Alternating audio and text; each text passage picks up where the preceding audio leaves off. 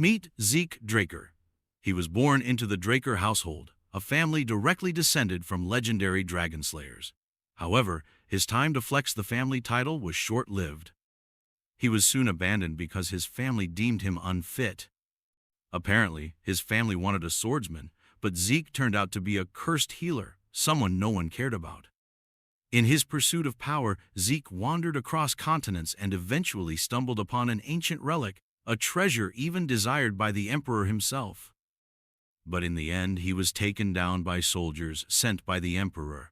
The injuries inflicted were so severe that even his healing magic failed to assist him, yet fate had other plans.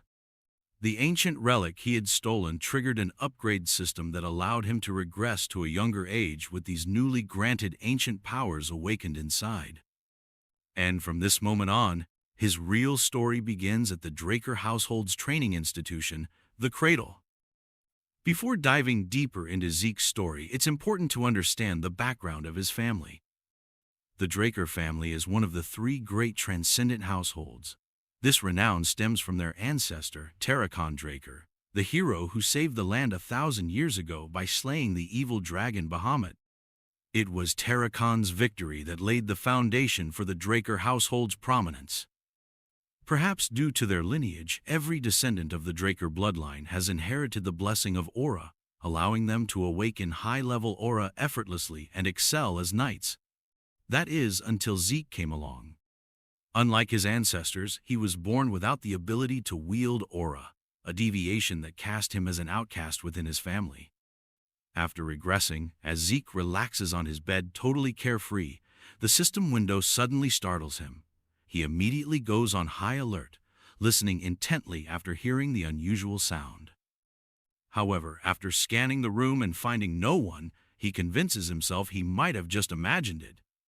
But then, a few more system windows chime in. Out of all the system windows, one particular system has the juiciest detail.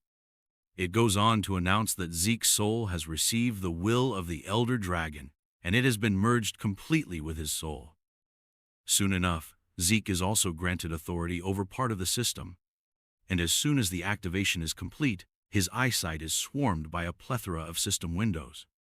The first window displays his overall stats, including his class, skills, and a unique skill category labeled Draconian Skill. This skill can only be unlocked once he accumulates 10 points, but his current karma points are 0. Curious, he begins fiddling with the system and quickly learns how to navigate and operate it.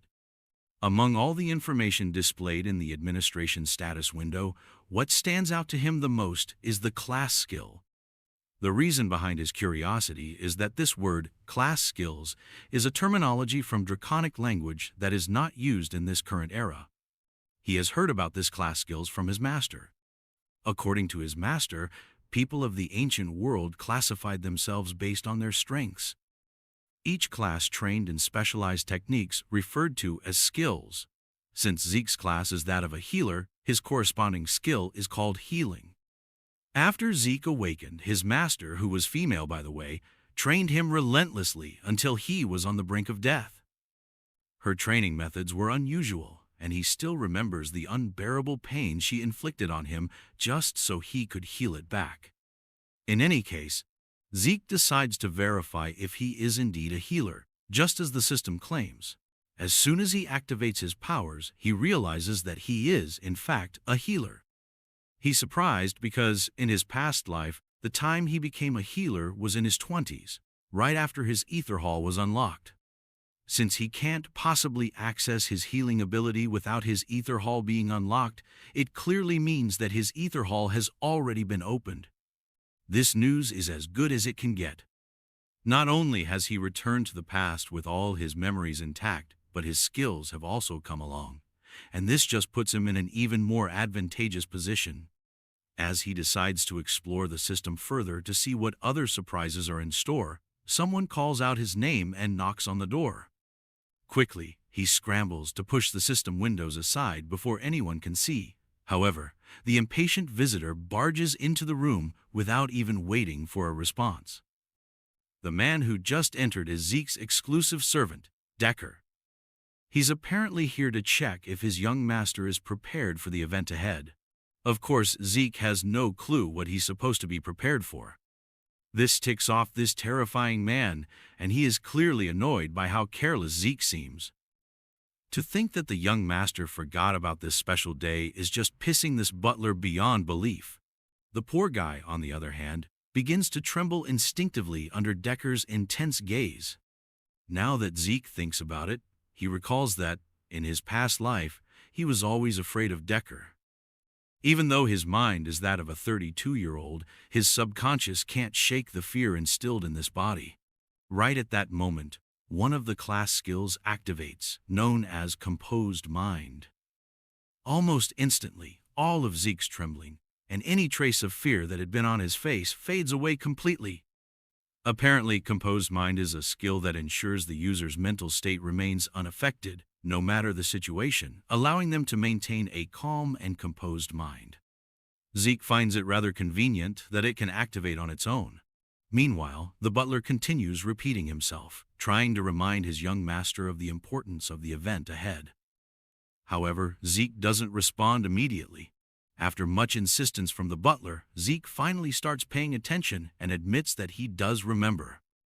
He clearly recalls the evaluation test, known as pancreation. To understand what pancreation is, a little context is needed. All Drakers go through a training system called the Cradle, starting when they're 7 years old. For 5 years, they undergo strict basic training.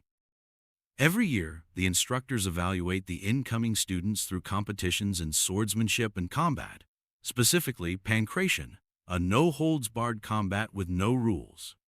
Opponents are typically chosen by the instructors, but on occasion, students may choose their own adversaries, provided both parties consent. Since there are no rules, injuries are common, and sometimes students don't make it out alive.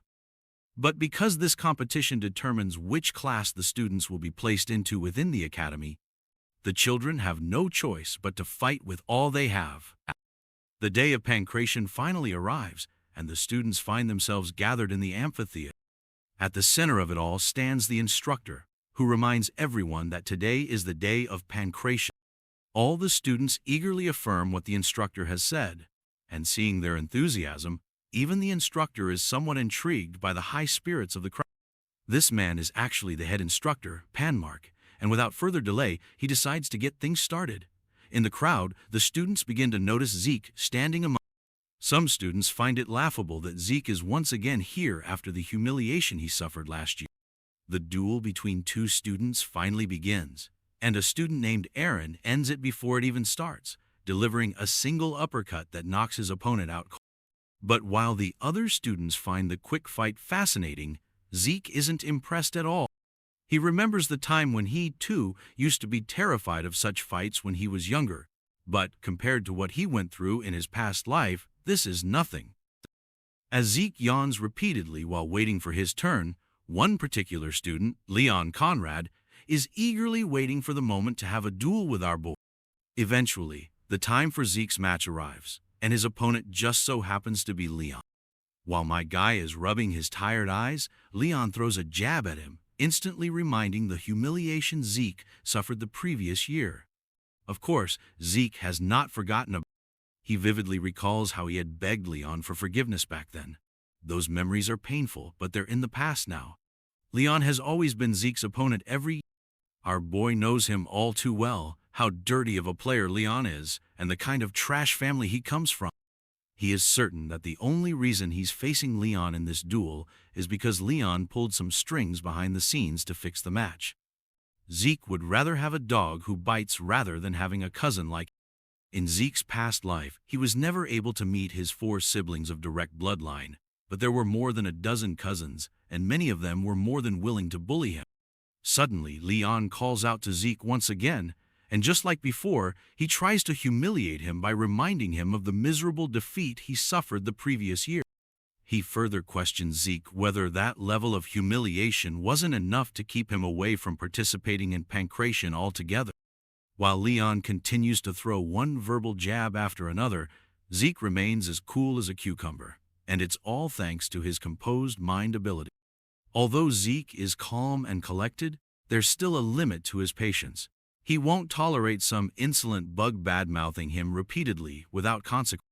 Well, our boy's response only serves to trigger this bastard even more. And this time, Leon even goes so far as to grab our boy by the head. But his foolish move only earns him a solid punch to the face that sends him flying away. This brutal punch was possible thanks to Zeke's skill, Critical Strike. The ability inflicts significant damage to the opponent and has the added risk of being countered if the attack fails. Fortunately for Zeke, this punch landed perfectly, leaving no room for a counter. The bastard, on the other hand, is writhing in agony, with his hand covering his own face. Zeke, meanwhile, reflects on how he only meant to knock the guy out and had no intention of activating this ability. The instructor quickly rushes to tend to the injured brat while scolding our boy for attacking even before the match began. But my guy just stays nonchalant in his response and wonders aloud why they had to wait for someone's command to start the battle when they're already standing in the arena. You see, the one who strikes first has the advantage, so he didn't shy away from taking this opportunity. While he says this, he looks absolutely menacing, and the sheer amount of killer intent he's exuding is enough to leave the poor instructor trembling. Meanwhile, Leon just assures the instructor that everything is fair game and tells him to just let the battle begin. After all, if Leon steps back on a moment like this, it would be way too humiliating to bear. As soon as the instructor gives the signal, Leon recklessly charges at his opponent. But his reckless charge earns him a punch right to the face. As surprising as it is, the punch Zeke landed didn't hurt at all. Initially, Leon was quite afraid of taking a direct punch, remembering how painful the first one was, but realizing this punch didn't hurt him at all only fuels his foolish confidence. All he has to do, he thinks, is put his guard up, and Zeke won't be a threat at all. Leon quickly notices our boy using his left hand for a counterattack again, so he ducks down. In that critical moment, he takes advantage of Zeke's vulnerability and takes him into his grasp in order to push him over to the ground. But suddenly, Leon takes a hit so fast that even we couldn't see what happened, leaving him trembling like a leaf. Even the instructor on the sidelines is completely boggled, unable to wrap his mind around the fact that he just witnessed a 12-year-old kid pull that slick move. The moment Leon dodged Zeke's counter and tried to take him down, the instructor was certain Leon was going to win. However, Zeke punched Leon square in the chin and escaped his grasp. It's on Leon for letting his guard down, thinking he had Zeke right where he wanted him. But our boy, on the other hand, remained as cool as cucumber, despite the fact that his counter failed.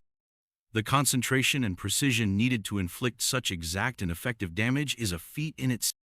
The instructor is actually wondering if this is really the Zeke Draker they thought they knew. The bratty bastard, however, is in shambles after taking that brutal punch. His brain is scrambled, and before he can even react, he takes another blow that causes him to trip. But he quickly steadies himself and retaliates with a punch of his own. At that critical moment, one of Zeke's class skills activates automatically, Heightened Sense, which temporarily enhances his perception. With this skill, Zeke can see the punch coming at him in 960 frames per second slow-mo, making dodging it a piece of cake. As soon as the punch zips past him, Zeke quickly grabs Leon's extended arm and slam dunks him hard onto the ground. And the impact was so brutal that it literally shattered the ground beneath. Another skill activates, known as Precise Stab, which helps Zeke target the Leon's weak points for critical damage.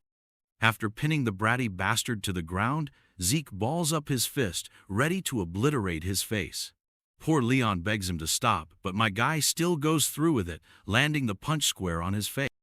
The sheer brutality of the act leaves the instructor sweating his balls, along with the spectators watching in stunned silence. The final hit feels immensely satisfying, and after this little battle beating the crap out of his bully, Zeke feels a sense of calm washing over him. He's glad that thanks to this little show he pulled off, his other cousins will think twice before messing with him again. Not that it matters, though. If they dare say or do anything, he'll make sure to silence them for good.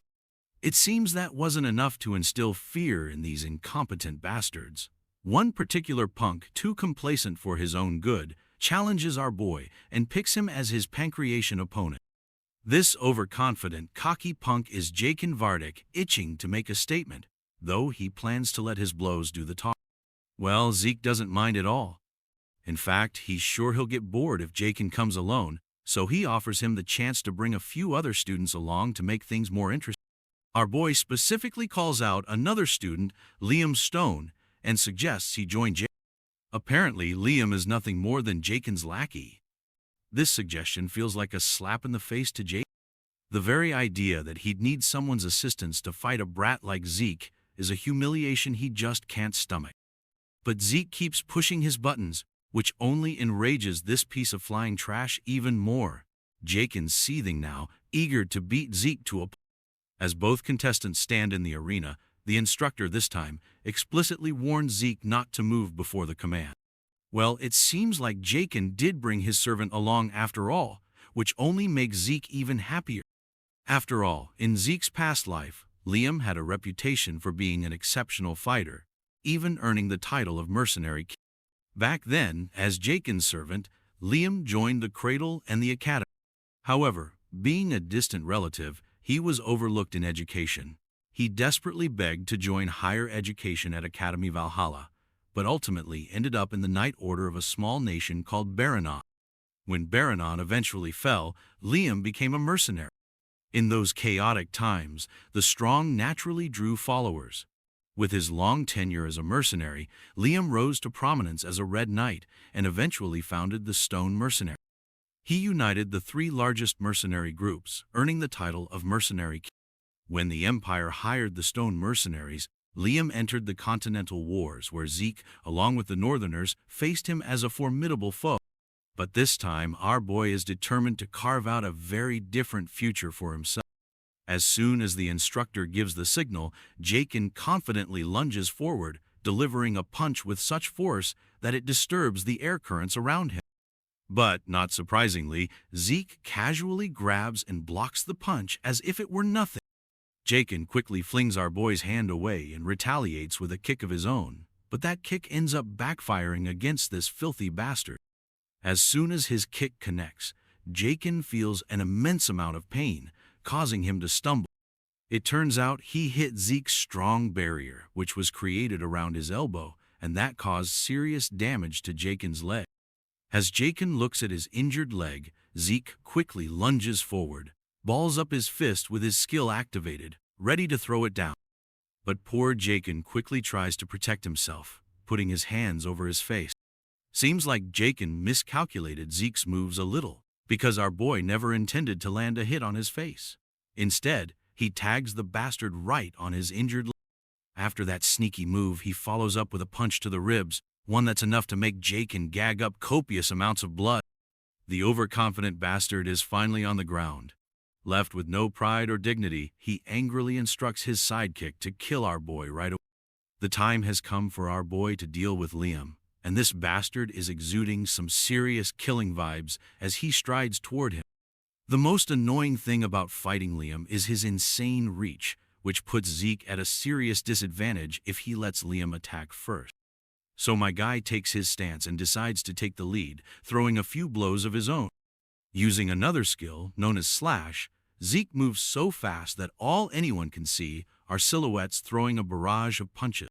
The skill Slash allows him to launch a relentless flurry of attacks at the enemy, completely interfering with the enemy's sight.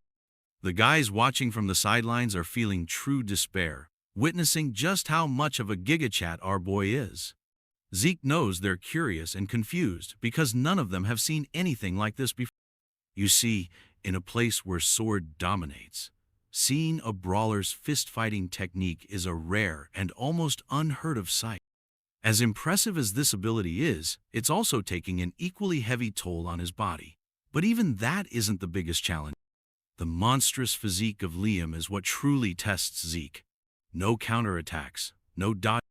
Liam is just taking it all with his guard up, and now you can only imagine how aggressive he was during his time as the Mercenary King. Since Zeke is unable to do any real damage, he prepares to unleash one final devastating strike, one that will be powerful enough to break through Liam's guard. As soon as our boy launches his strike, Liam effortlessly dodges it by redirecting. What pisses Zeke off even more is that this bastard didn't even flinch or turn his eyes to see the strike, and he just dodged it like it was nothing. In the next moment, Liam seizes the opportunity to make his move.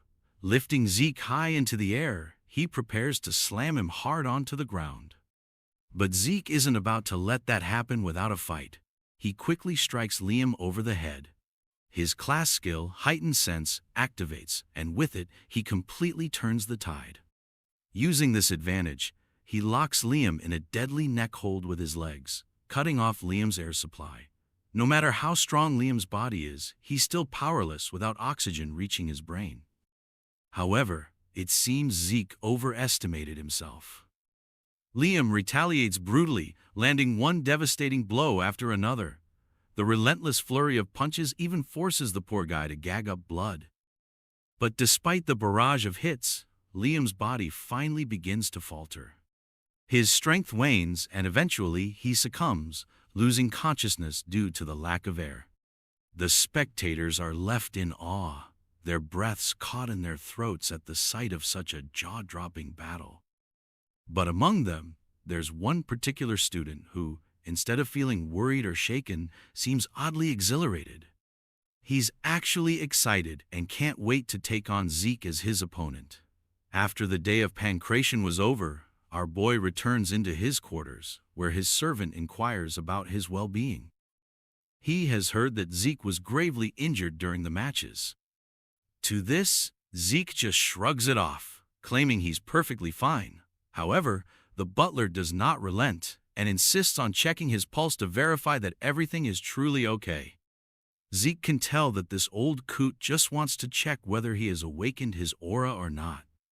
Eventually, he extends his hand toward the servant, who quickly shoots a blue energy through his hand and into Zeke's.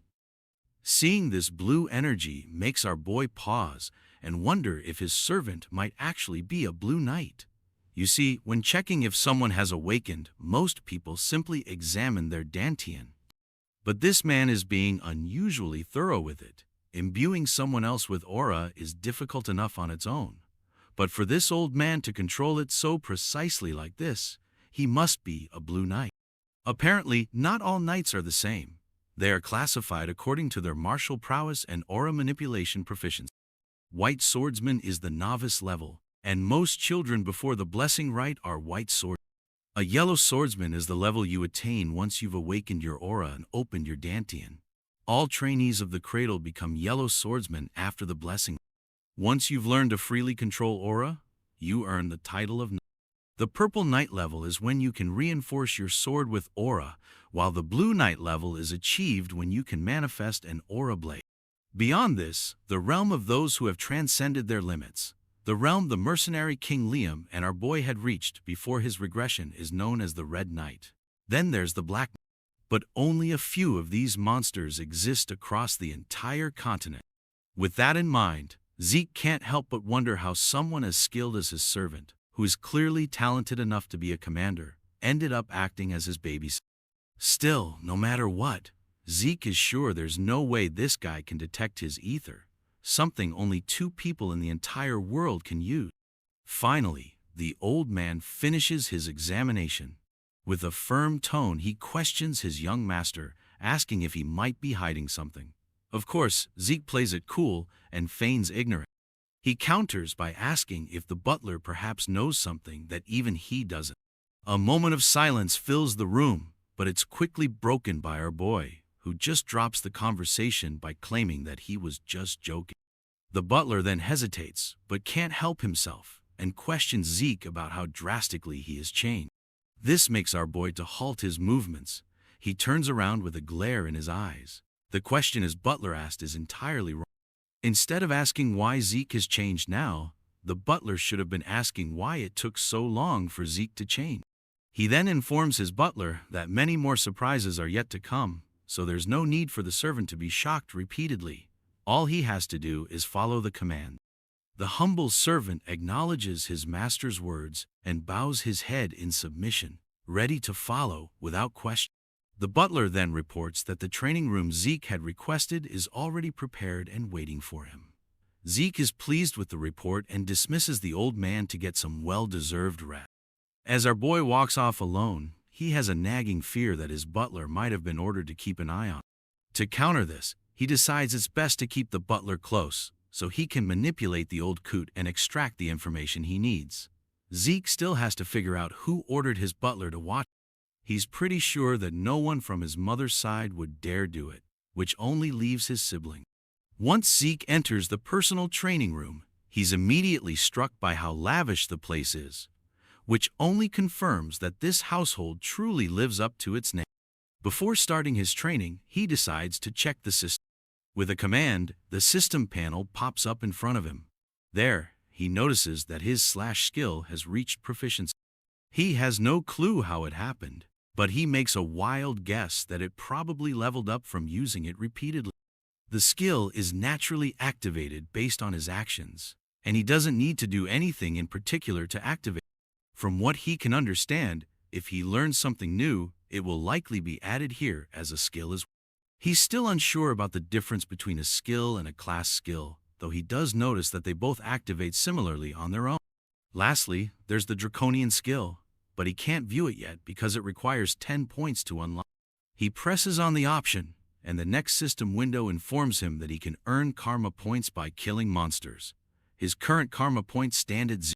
Speaking of monsters, Zeke reflects on how there are plenty of them in the dungeons, but he needs to be at least a purple knight to gain access. For now, though, he's more curious about why he regressed to the past and what this system is all about. The concepts of skills and class skills are also something in his curiosity list. At the back of his mind, he has a nagging feeling that all of this might be connected to that ancient relic. However, he can't be certain since he doesn't have enough information to piece everything together.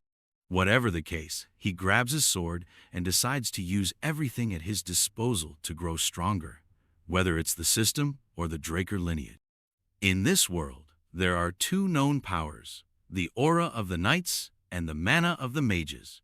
Knights reinforce their aura in the dungeons, while mages refine their mana through circle.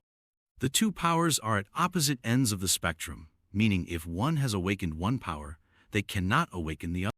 However, Zeke was unfortunate enough to awaken neither a Dantian nor a circle. This inability led to his abandonment by the Draker household, forcing him to wander aimlessly until he met his master during his vagabond days. His master taught him many things, but the most valuable lessons were the art of healing and the Ether Hall, a unique technique his master had developed. Through the Ether Hall, Zeke learned to harness the energy of nature, known as ether. To this day, he and his master remain the only ether users in the world. After only 2 hours of training, Zeke feels as though he's about to collapse.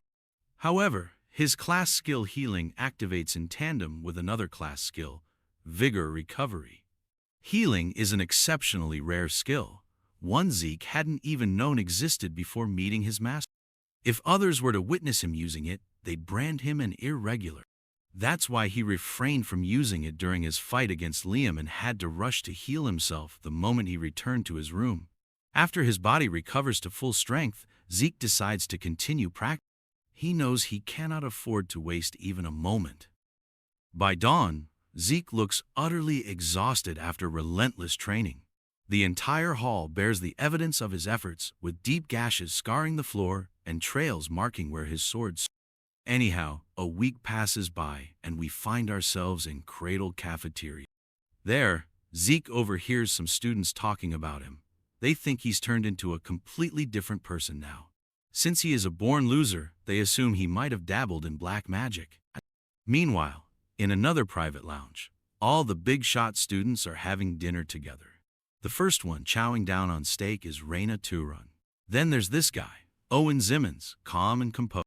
And across from him sits a beaten-up Leon, looking as rowdy and impatient as ever. Owen tries to tell him he should eat properly because he'll need the energy for the swordsmanship duel. Leon, on the other hand, gets ticked off for no apparent reason and smashes his hands so hard on the table in frustration that the juicy steak he was served unnecessarily falls to the ground. Because of this table slam, even Raina's piece of steak jumps off her plate and falls, leaving her totally enraged. Her intense glare finally humbles Leon a little. Apparently, all four of these students seem to hate our boy, so it's not surprising they're together. But even though they're in the same group, they don't seem to get along all that well. The only thing keeping their relationship intact is their shared resentment for Zeke. Owen admits that Zeke was both brave and impressive during the pancration. However, he's convinced he will be pathetic when it comes to swordsmanship. As far as he knows, Zeke doesn't even know how to hold a sword properly, so he's no threat to anyone. One of them points out that Zeke is so weak he had to get a customized sword because the basic ones were too heavy for him. Still, it doesn't make sense to Leon that he lost to that inferior piece of shit. He's convinced Zeke only won against him in pancration because of pure luck. Well, it looks like Reina doesn't share the same thoughts. If they actually believe this nonsense, then none of them have the right to be knights of the Draker household. With those words, the lady leaves the room. Before we jump to the day of the duel, here is a little context about what this sword duel is all about. Unlike pancration, sword duels involve real swords, making them the primary cause of most incidents within Cradle. It's also where the difference between cadet skills becomes glaringly obvious. A month after the current final exams, the Blessing Rite will commence, the event where the Drakers awaken their aura. The day of the duel has finally arrived, and the instructor commands Zeke to come up next. My guy casually walks onto the scene with a giant sword resting over his shoulder. The sword is literally bigger than him, which certainly doesn't go unnoticed. Everyone finds it hilarious, thinking Zeke believes that the bigger is better, so it will somehow give him an advantage.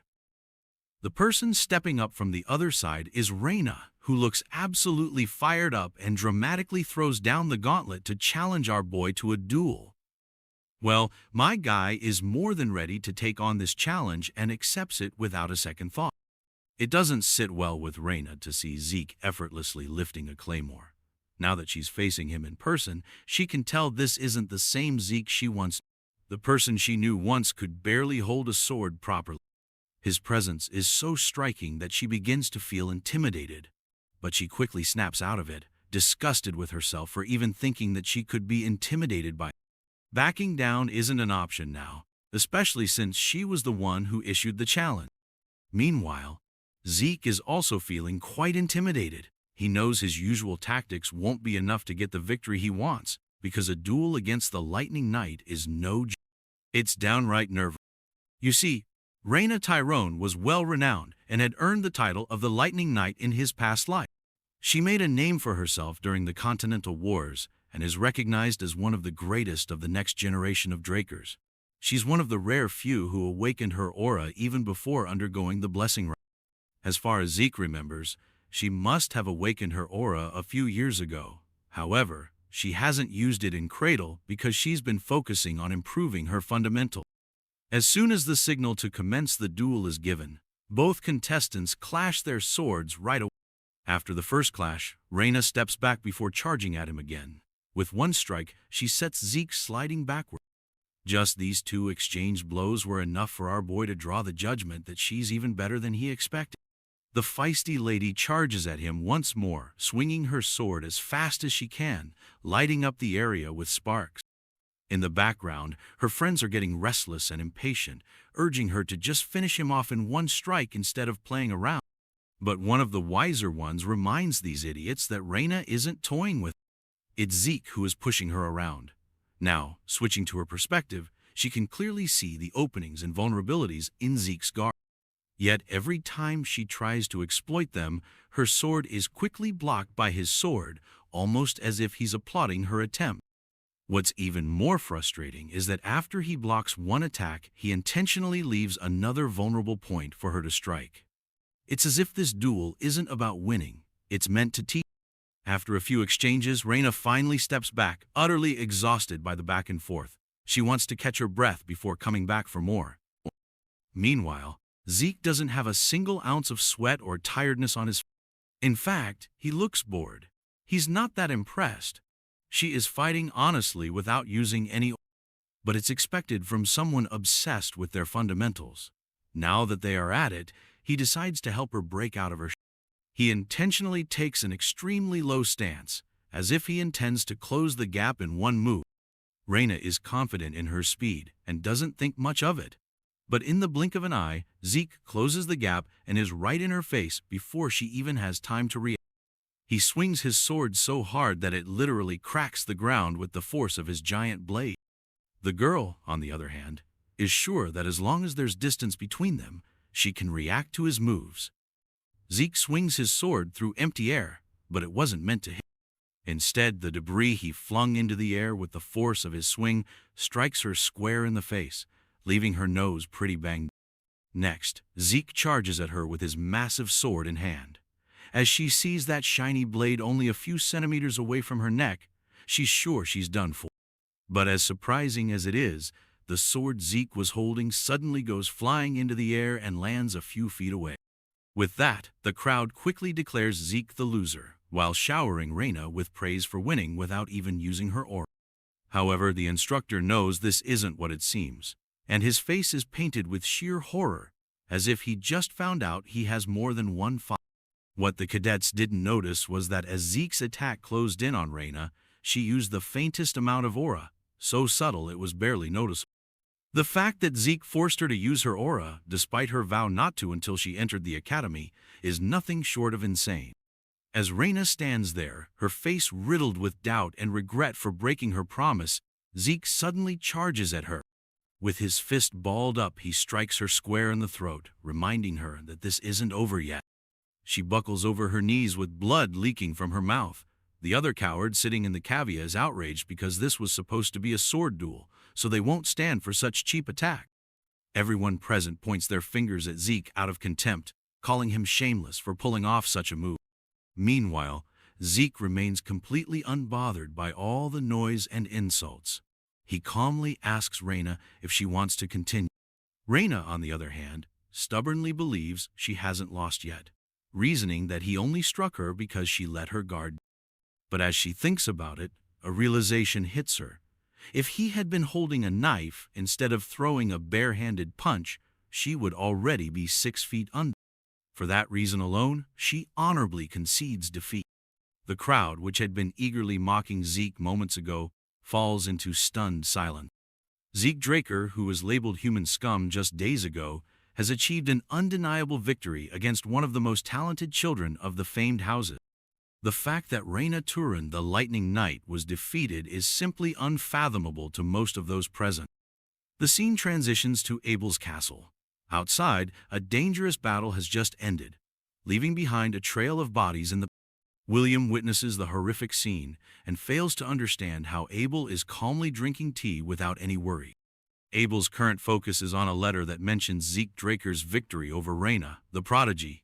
He gets up and asks about how long they have until the blessing rite comes around. Since they've got enough time until the full moon, Abel believes it's fitting to pay the Draker family a visit. Hearing this, William is rather shocked that he's choosing to go by himself. But to this swordmaster, he's itching to know the kind of awakening the youngest of their family is going. While Zeke's victory left the rest of the cradle stunned, he didn't care much about his achievement and merely resumed his training, refusing to celebrate. 1 month passed, and the day of the blessing rite finally arrived. Zeke still doesn't comprehend how he managed to become a Red Knight in his original life, especially with the shitty body he has. Having finished training, he commands open the status. His mastery skill is according to his expectations, standing at the expert level.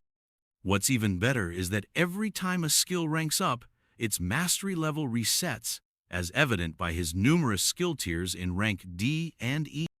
Also, he's advanced his mastery with Swift Step skill, the same one he used against Reina.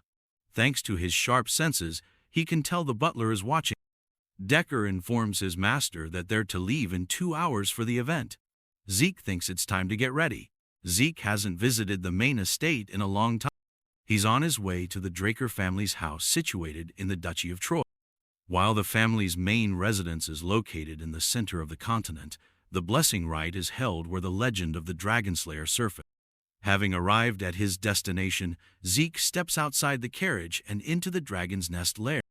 Having made his way inside, he has an enlightening realization. The people here are VIPs with incredible fame. He knows for a fact that some of them are informants sent to observe him. Despite their intentions, Zeke thinks everything will go swimmingly well once his awakening blows up in their faces. That is, until he spots a certain man, a man whose very presence makes his blood boil. That man is none other than Abel, who shakes hands with someone and expresses that he had no interest in coming to the event. None except for one person, and that person is his youngest brother. The second son of the Draker family is nicknamed the Lion Blade, but he's got an even more prominent name that Zeke knows by heart. The Butchering Knight. Our boy does his best to maintain his calm facing his elder brother. After all, he doesn't have many options in this situation. In his previous life, the second son never showed up to observe Zeke in the blessing rite. This means his actions in the pancration competition have altered the trajectory of the future. Clenching his fist in frustration, Zeke realizes that he's acquired a chance for himself. Before long, the blessing rite is underway. Aaron is told to come out as the first warrior. He promptly places his arm inside a mystical pool, causing his arm to surge with a blue essence. It's explained that during every blessing rite ritual, each member of the Draker bloodline awakens their sealed aura right around the time they're supposed to graduate from the cradle. This happens at the age of 12, and Aaron has just become an example of the first to be awakened. Now, compared to regular knights who awaken after 20 years of age, this process is extremely fast for the Draker family. Only a few exceptional cases among them, those with aura, can also awaken a particular trait of the Dragon Slayer. This trait is called mana inhibition. Interestingly, the mana lamps are reacting harshly and with sparks of red. Those who end up obtaining mana inhibition end up strong enough to rival the likes of red and black knights. This is called pure blood awakening. Due to the mana inhibition trait, the candidates will require usage of special gloves made by the family, because otherwise they'll never be able to enjoy a regular life. This example is shown with Reina, who has already undergone the awakening process and wears gloves consistently. After one has been able to prove that they're pure blood, they are granted the Draker name. And then they are also provided with a wealth of support along with endless benefits to help them. The spectators murmur as finally the most anticipated awakening candidate steps up to the scene.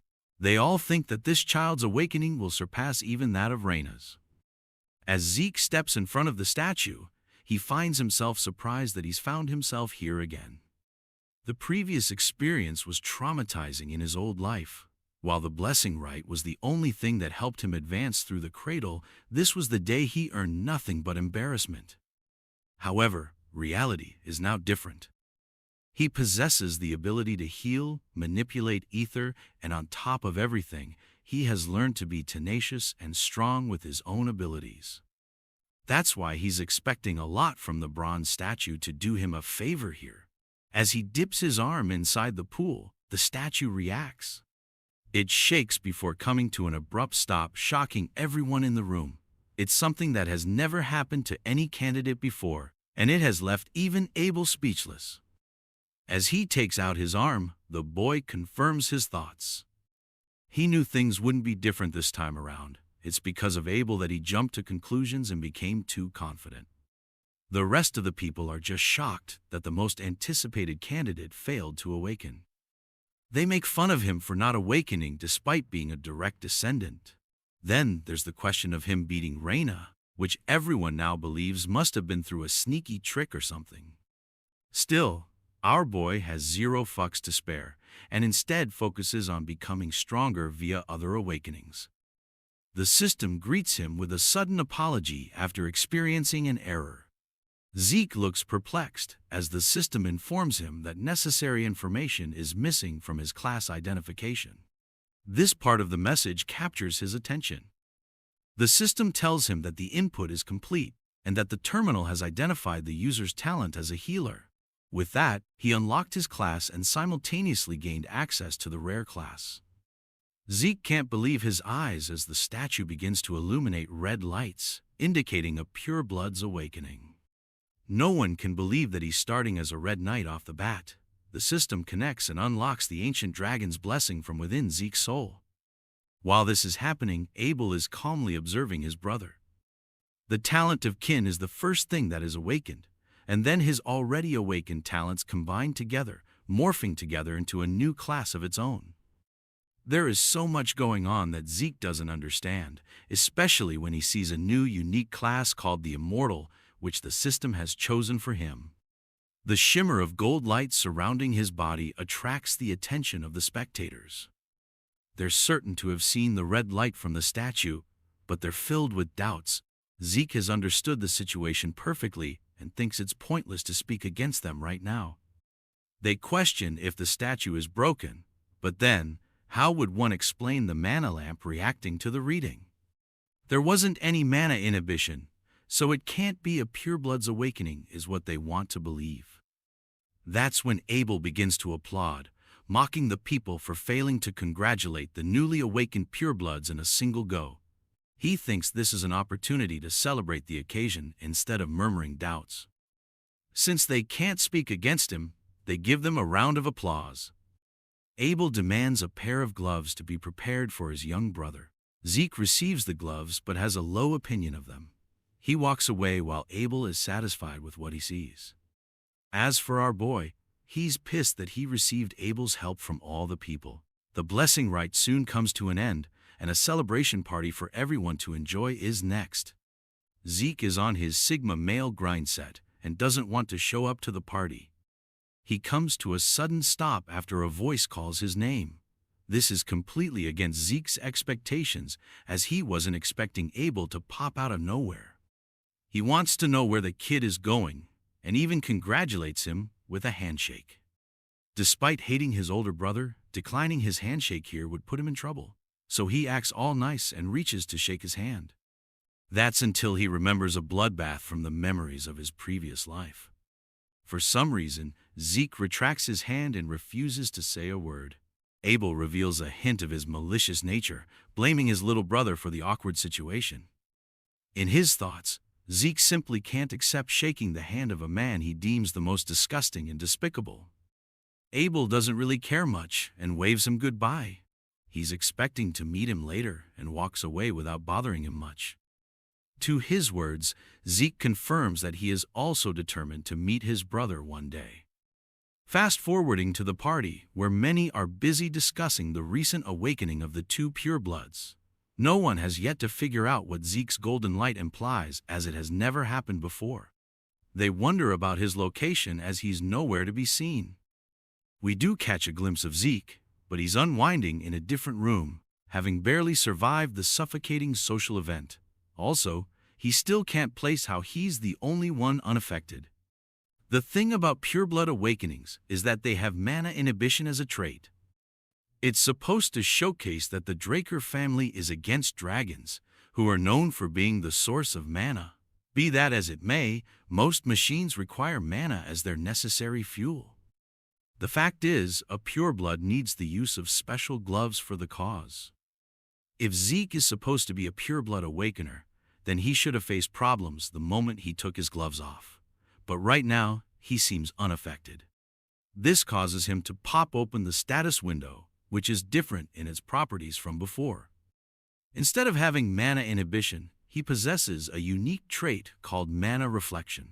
An intrigued Zeke decides to read deeper into the details of the skill. There he discovers that mana reflection creates a distortion field that is responsible for nullifying nearby mana. It's classified as a skill and doesn't react to the mana lamps as it's not passive in effect. He was identified as a rare class healer before the blessing rite, but now he's considered a unique immortal, which he doesn't understand. Confusion sets in as all of the graduates of the ceremony achieve blue aura with typical awakenings. The only person who was an exception to the case was Reina, who received a red pureblood awakening. The same case goes for our boy, but then it eventually transitioned into gold. The system told him that it was missing critical information regarding the classification. Zeke wonders if it was considering the bronze statue as its classification terminal during the awakening.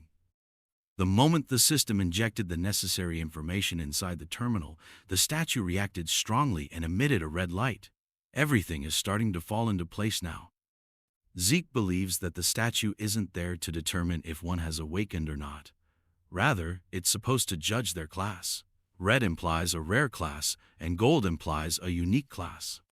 Furthermore, the statue is a relic that has been here even before Turakan's time, the man who founded the Draker family. Class identification doesn't really exist as a concept nowadays, which is why the statue's singular purpose is to distinguish the awakened from those who are not. They have misinterpreted the purpose of the red light as a kind of pure blood awakening, when in reality it means that they've achieved rare class. What's really fascinating is that not even the clan family's head is yet to know about this. Interestingly, Zeke finds that he's acquired 100 karma points to his name. He wonders if he received them during the ceremony and quickly decides to put them to use by purchasing the draconian skill. The system updates with an influx of information after the purchase. He has acquired a whole bunch of beginner skills like Dragon Eyes, Might of the Dragon, and Devour. The first two make total sense to him, but the last one does not, as its only purpose is to help with digestion.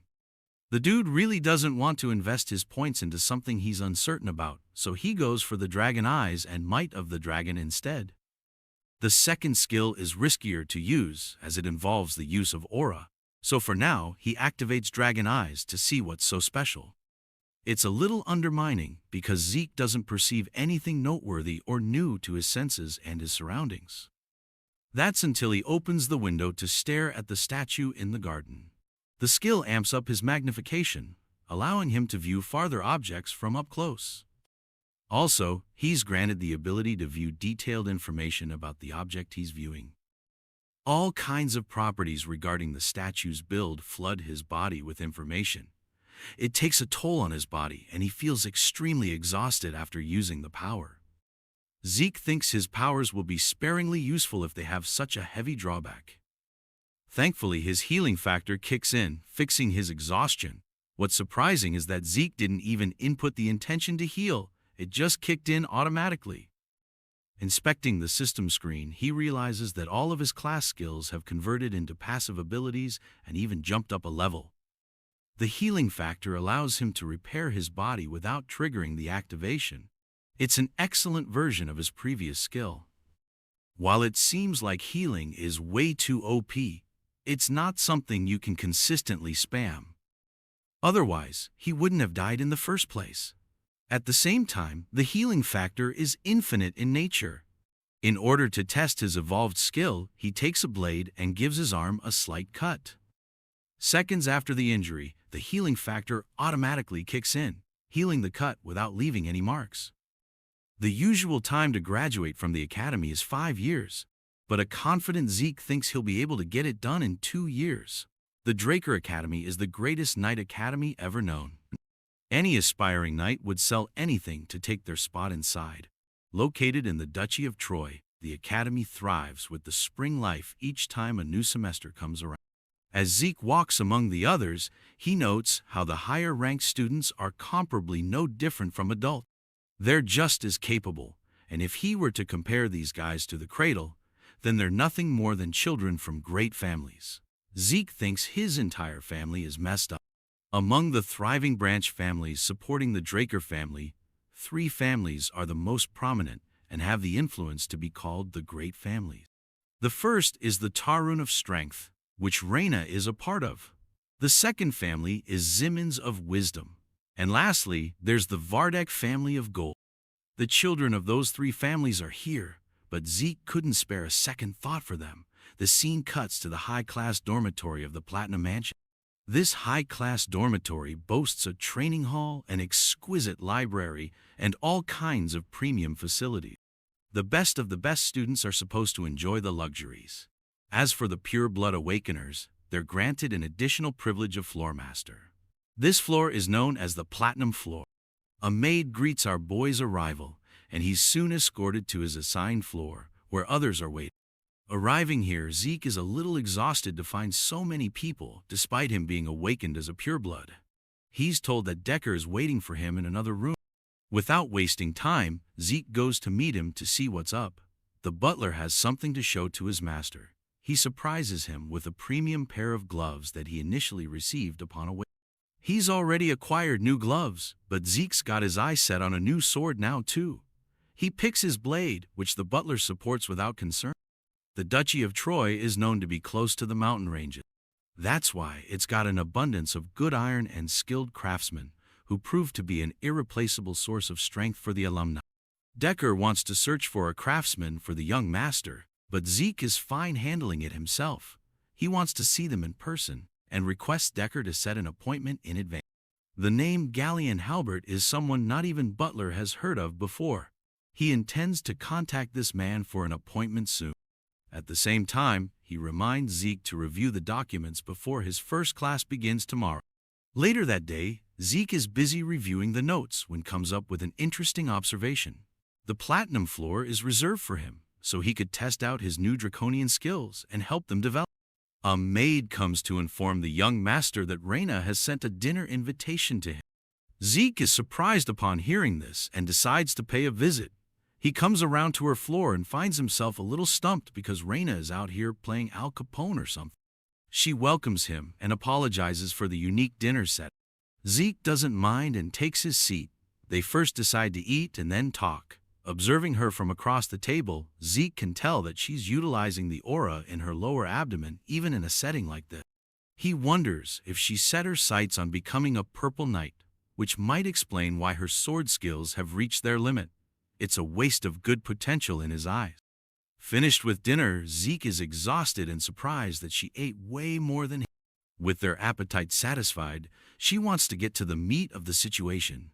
Reyna offers him full support of the Tarun family. Zeke thinks this is some sort of misunderstanding and reminds her that they're both pureblood awakeners. She fires back by claiming that he's the one who's wrong. As purebloods, they do have a bunch of privileges to enjoy, with the platinum floor included in that bundle. However, they also don't receive benefits in terms of growth. Centuries of academic and practical knowledge is reserved in this brilliant academy. Then, there are personal instructors to guide you and evolve your ability.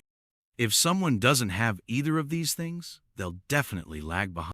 Reyna strongly argues that the support families are critical. She exemplifies Abel Draker, a man who is also a pureblood of the family and the youngest to ever attain the title of a White Knight. At his current level, he's one of the strongest Black Knights, and even he receives support from the Zimmons family. While the patriarch of the Tarun family has yet to explain why, his orders are absolute that he wants to extend the Tarun's family support to Zeke Draker. Reyna reiterates her point, but our boy is in the mood to fuck around with her feelings and calmly says no. This causes her to experience a shock as she just can't fathom how it's a bad deal for him. Getting up from his seat, Zeke turns to leave, claiming that he's actually uninterested in anything like that apart from being a pure-blood awakener.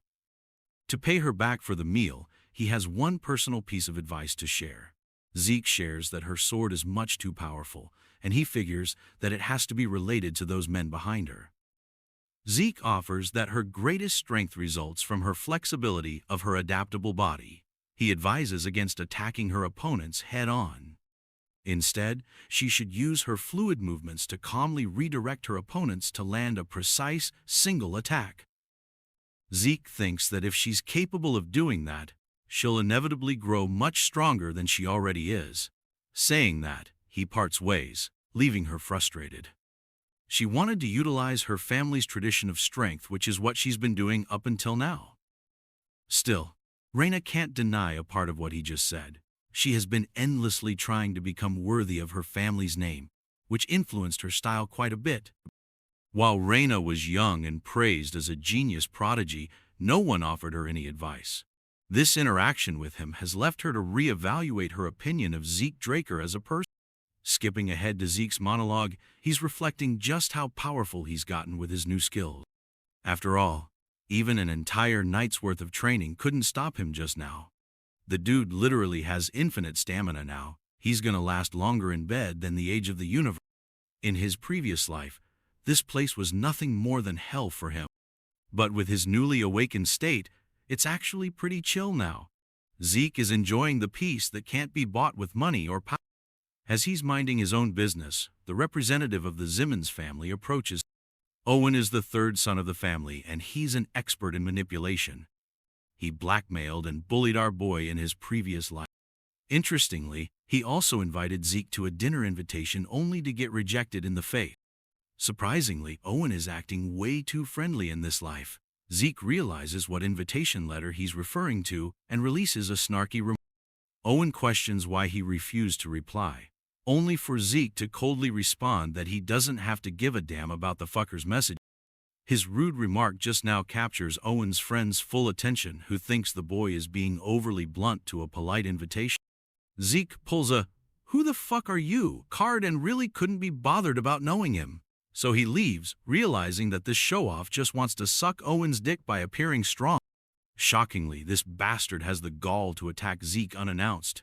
He managed to block the attack despite it being covered in aura manipulation. Durbin Roswell roars his name and claims that he's the mightiest of them all. Yeah, the mightiest refrigerator maybe. The youngest Draker simply laughs at his little speech, as this man isn't even a knight and barely even a cadet. Zeke lunges forth with his lightning-fast speed, smashing this guy's abdomen with a hook that could rival Mike Tyson. It knocks the fuckface into the ground, while Zeke happily invites the next person from the Zimmons family to come and catch some smoke. Owen draws near him and states that he's unimpressed by Zeke's goading of his own strength. The group leaves Zeke to himself, who thinks of them nothing more than a circus. Let's explore the intricacies of the Draker Academy for a second. It's split into two classes. The first is the normal class, where one is taught if they're lacking talent. That class is overcome with effort and a disciplined regimen. The second class is the special class, where certain cadets can choose their subjects outside of the basic subject. In this academy, the top dogs and the elites gather in the special class, which is also why Zeke had his personal expectations of who'd end up here. But none of them seem noteworthy, and they're just the alumni from the cradle whom he already knows. He even jokes around that it's not a special class, but rather a cradle class. Class is in session, and the instructor at the podium is pleased to introduce someone very special today. This mysterious person was once the commander-in-chief of the Empire 2 decades ago, and the same person responsible for blocking the Empire's invasion with their impeccable strategy. Dean Howard Draker is welcomed in good hearts, the man who runs the show for this academy. Known as the war hero, Howard is worshipped as a symbol of hope and praised as a standard for tactical. But in reality, the truth is far darker than his fame implies. The information he coincidentally leaked to the enemy for his personal survival helped him luck out of the situation. In short, he's a lucky sellout who survived to relish the glory. Zeke deeply despises him and claims that he's the perpetrator responsible for getting him kicked from the academy the first time around. With nowhere left to go, Zeke wandered aimlessly and lost in the Duchy of Troy. There, he was caught by the slave traders and ended up sold to the Southern Cartel. The very existence of this man is rooted in a traumatic memory for our protagonist, and you best be damned he's going to get his revenge on this fat geezer someday. The dean's speech comes to a close and the teacher takes over to begin their classes. The cadets are instructed to head to the arena at once for some indoor training. Inside the arena, Zeke is baffled that he has to sit through the basics of dragon slaying. After all, in his past life he couldn't wield aura and wasted 2 whole years when normally it takes the average person 3 months to.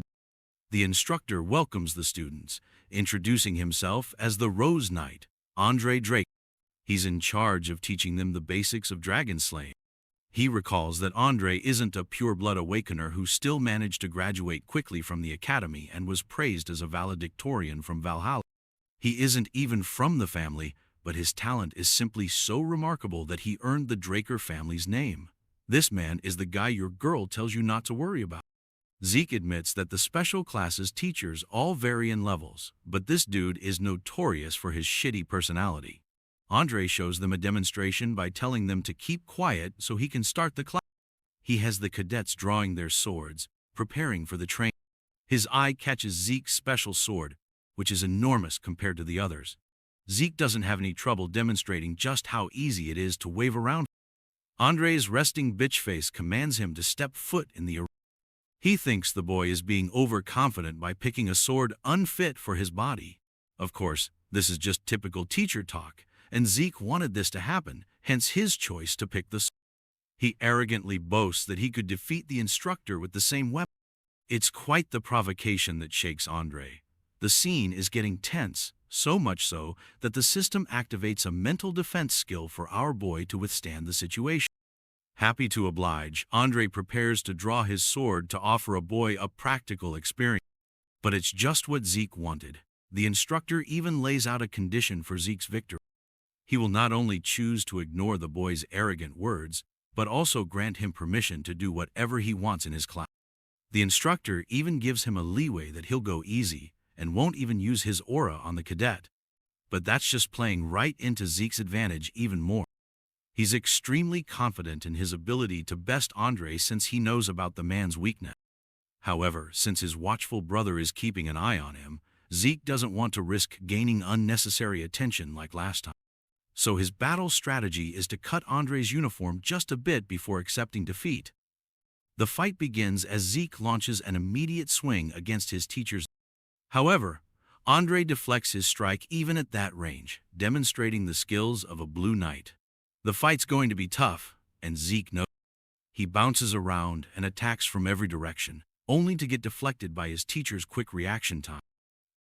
Interestingly, Andre finds his blade quivering and his body slowly getting exhausted. He can't fathom how the boy is inexhaustibly performing without getting tired. Despite suppressing his powers greatly, the fight is starting to become difficult for him. This only goes to show just how brilliant the average pure-blood awakener of the Draker family is, to the point it is considered unfair to compare. As for Zeke, he's capitalizing on Andre's shitty stamina against him. As for his aura, a typical Draker's aura cultivation is known for its uniqueness. It should be activated during training and all kinds of daily tasks, even sleep. It should be indistinguishable from the basic need of breathing. So in this case, since Andre is so used to maintaining his aura, he's uncomfortable and unnaturally weak when suppressing it. That is the one factor helping Zeke get an edge against his instructor. Andre deflects the cadet's blade one more time, but Zeke hasn't given up. He doesn't want to lose like this. His ego demands that his opponent be forced into using aura. Zeke changes his strategy from creating openings to going for a different approach. An approach that will require Andre to use his aura no matter what. In other words, an extreme situation. He flips back to the ground, but only this time he darts ahead with incredible speed. It's the activation of the swift step skill. Andre finds himself overwhelmed by the cadet's lightning-fast movements. Attacking from his blind spot, Zeke activates Critical Strike as if to put everything in this one attack. While Andre is still left questioning how a cadet can deploy such an advanced skill. The second he turns to face Zeke, he puts the faintest amount of aura in his feet, allowing him to evade the attack in quick succession. Without waiting for another second, Andre activates Sky Slice and sends the cadet flying. It was a really powerful attack, so much so that it chips Zeke's sword and injures him enough for his healing factor to jump in. Despite his broken healing factor, he collapses in the arena, while Andre sheathes his sword and turns away frustrated. He officially announces that Zeke is exempt from the class and asks if there's anyone else like him who is willing to give him a try. Since they're all scared shitless from what happened to Zeke, they don't even dare to raise a voice against his fury. From then on, the class resumes for everyone except for our boy, who's chilling in the hospital bed and glazing at his performance against Andre just now. His original plan to cut his uniform was wasted, but instead, he made Andre use his aura, forcing him to acknowledge the kid's abilities. It's a good outcome as his teacher was humbled in the fight. That said, the final attack that Andre used was actually the most basic move of the dragon-slaying arts. The Sky Slice may be a basic technique, but it was massively amplified with the power of a blue knight, resulting in a monstrous output. Still, Zeke is glad that he was able to stand his own against a blue knight, and he's confident he's at that level thanks to his infinite stamina and healing. But those two things alone won't be enough for a life filled with freedom. He demands true freedom that could only come from overwhelming strength, the kind of power that would make him immune from the strength of his superiors. As he's busy in thought, a drunkard comes around to check on the boy. realizing that this is the youngest son of the Draker family. Our boy is startled seeing the dipshit's face because a drunkard is the last thing you'd expect in a medical ward. Not only was he unable to sense this guy's presence, he also mouthed pretty bad things about the patriarch of the Draker family. Zeke tries to inquire about his identity, but this drunkard is busy injecting himself with more booze. The man is really curious to ask the boy about his shocking regenerative abilities. After all, he just survived a serious internal wound in his body. The system assesses the situation and activates mental defense for him. Zeke refuses to budge because he knows for a fact that nobody is aware of his healing skill at the academy. He feigns ignorance, prompting the man to take serious measures as he attempts to attack the boy. Zeke dodges his palm strike, which is sharp enough to slice the bed. This makes him wonder if this guy is some sort of assassin. Zeke uses the bedsheet to blind the lunatic and senses extreme danger, so much so that he activates every last one of his skills for an all-out offense. Despite being blinded and unaware, the man easily catches the boy's blade and praises the boy's ability to adapt quickly. Zeke rushes backward anxiously and wonders what he means by mercenary. He assumes the guy might know something about his past. Seeing a Draker like Zeke throw away his sword and prioritize his life, the man believes he's better suited to become a mercenary instead of a knight. Our boy finally understands his words, and the feeling he gets from the mysterious guy makes his doubts certain. The power gap between them is so huge that the guy can easily kill Zeke if he's here for that. The protagonist assumes he's probably the same level as a Red Knight. The man points to his heavy claymore and believes he just picked it up from the basic supply. He wonders why Zeke, with such insane talents, is wasting his potential wielding a weapon like that. The protagonist becomes certain the man might be even stronger. But out of nowhere, Andre appears looking for the mysterious guy. He shocks Zeke and calls out the garden keeper, Dexter. Zeke finds it hard to believe, while Dexter questions how Andre managed to find him out. The knight remembers seeing Dexter at the training room earlier. He orders Zeke to get lost if his injuries are healed already, so our boy awkwardly tries to leave. But Dexter stops him and offers the kid to come to the academy's western greenhouse if he wants to learn something useful. Everyone goes silent for a second, but then Zeke arrogantly declines and leaves the room. Dexter becomes annoyed and feels nostalgic, as Zeke's father had the same arrogant attitude.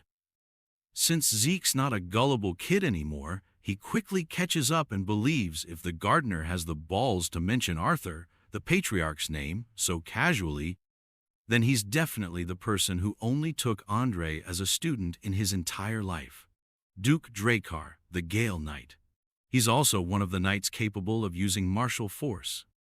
The crazy man went against a whole kingdom all by himself. The guy suddenly disappeared out of nowhere after becoming the talk of the town, so Zeke was not expecting him to be living a peaceful life at the academy like this. He guesses maybe Andre also came here because of Dexter. He wonders if Dexter got the Duke title because of his overwhelming tenacity or something like that. He recalls hearing a rumor that the crazy man even became a Black Knight just because he's obsessed with the color black. He finds it hard to believe, and even though he's sure the Duke is interested in him right now, Zeke doesn't care about it because he's not after just some light lessons. He's so greedy for power that he wants to at least learn the man's secret move if he's going to become Dexter's disciple. Zeke smiles and decides to change his interest and greed into tenacity.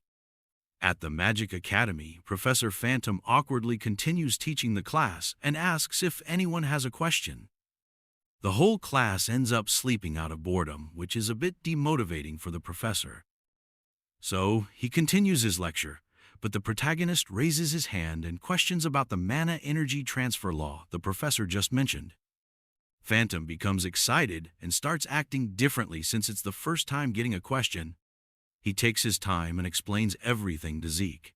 After the class finally ends, the students wonder why they're being taught about magic theory, but the others just call it nap time. Zeke has a completely different opinion about the class because he was able to understand everything with ease. He believes the professor is definitely a capable man. Phantom stops him and expresses his feelings. He's glad he was able to actually explain something to a passionate student after ages. So, he offers the protagonist to come and ask about anything without hesitation if he's curious or doesn't understand a concept. He awkwardly shares he's still an alumnus at the Delphoa Magic University, so he has access to a lot of information. This surprises Zeke as he wasn't expecting the professor to be involved with the Magic University of Delphoa, the nation that gave birth to magic. He takes Phantom's offer as there's no harm in getting close to a capable mage. He believes mages who have a good grasp on math are usually great thinkers, so it's better to have one as a colleague instead of a stuffy knight. He hopes the professor ends up being useful in the future.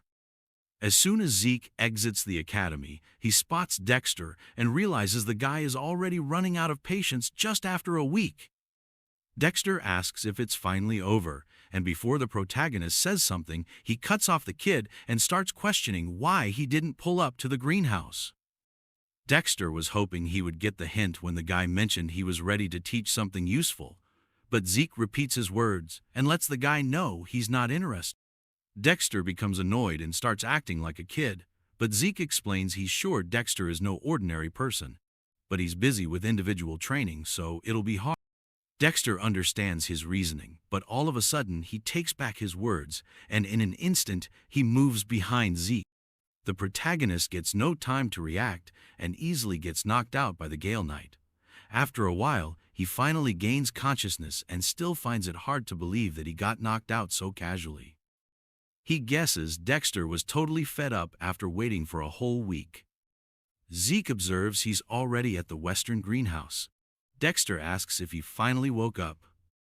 Zeke points out this is clear abduction, but the careless man agrees with him and arrogantly reveals he's interested in our boy. Since he's not even trying to hide it anymore, Zeke assumes he has no patience, but he remains persistent and tries escaping using his swift steps because he believes this isn't the right time. But Dexter appears in front of him, surprising the kid. Zeke tries running away once more, but miserably fails because Dexter's able to catch up. Zeke doesn't want to be treated so lightly, so he decides to tease the guy and asks why he looks so interesting to Dexter. The man reminds him about his insane healing capabilities. Zeke smiles and finally understands the cause. He challenges the man to force an answer out of him, so Dexter suddenly disappears. Zeke questions what he's up to, and all of a sudden, a sword almost hits him from behind. But he manages to catch it and wonders what Dexter's hoping to achieve. Zeke takes a fighting stance and questions Dexter's actions. So the mysterious man appears and reminds Zeke that he was challenging the guy first. But that seems boring, so they should make a bet. Dexter challenges him to graze even a single piece of his clothing if he wants his wish granted. But with a terrifying expression, the man demands to know everything Zeke is hiding if he ends up losing the challenge. After 3 whole hours of continuous fighting, Dexter begins to question the kid's tenacity. The guy learns Zeke doesn't just have insane stamina and endurance. He's also capable of limitlessly healing and recovering, making him unstoppable. The protagonist crawls back up, and without wasting a second, he activates his healing skills and infinite stamina, which allows him to keep going all day long. But he admits even such skills won't help him achieve victory. So he recalls his Might of the Dragon skill, which seemed a bit too dangerous, so he never used it. Zeke believes it'll be fine using such a skill against a Black Knight. His gaze instantly changes as he becomes ready to attack once more and continue the fight. Dexter looks at his cold eyes and becomes excited, as this is how a fight should go. Our boy starts emitting a purple aura and activates his swift steps to rush forward so he can land an attack. But Dexter is able to see through his old attacks. He admits the kid is faster than before but remembers he is nothing compared to some of the people he fought in his past. However, he sees the insane spite in the protagonist's eyes, which surpasses any kind of tenacity. The guy falls in love with it and decides to use a bit of his aura, but all of a sudden, our boy activates the Might of the Dragon and catches him off guard. Dexter manages to break his sword and push him back, but he becomes confused and questions what happened.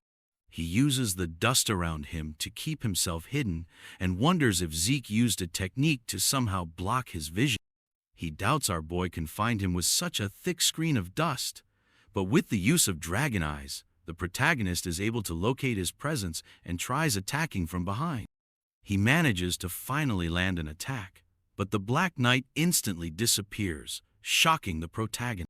He believes it's that Duke's secret technique that allows him to move instantly, causing a gust. He finally understands why Dexter is known as the Gale Knight, but while he's contemplating, the man appears behind him, and without much effort, he moves in and calls it a draw before completely wrecking the protagonist and ending the fight. The system shows the built-up fatigue has surpassed the usual limits because of his excessive use of skills, so his consciousness is going to be forcefully shut down for his own safety. Zeke begins losing his vision. He tries getting up but fails to do anything at all. After a few hours, he regains consciousness and finds himself in his own room. Our boy assumes the Duke probably brought him here. He regrets losing but believes this much is expected of the Black Knight. Despite throwing whatever he had, he still lost. Zeke remembers using the same old attack pattern again and again in hopes of throwing his guard down, and then, as soon as he got an opportunity, he instantly changed, using the might of the dragon and his dragon eyes to finally land an attack. But all of his efforts were still not enough. He's sure the skill Dexter used at the end was his secret move. Zeke regrets getting knocked out just because he abused the draconian skills, but he's glad he got to see the man's secret move at least. The absurd speed Dexter used with his incredibly trained body, it is the same move that allowed Andre to achieve such a high rank despite having weak stamina. Zeke regrets losing the opportunity as he wanted to learn it badly, but he still feels somewhat satisfied. He is sure the skill might of the dragon, which was able to force even a Black Knight to hesitate, is surely going to wreck any small fries if they're ever exposed to it. Zeke receives a message from the system. He checks everything and learns his swift steps leveled up. His soul was able to develop, and along with that, his system functions are also available now, so he can unlock them anytime using his karma point. He becomes surprised and sees options to unlock a minimap, an inventory, and a quest book with enough karma points.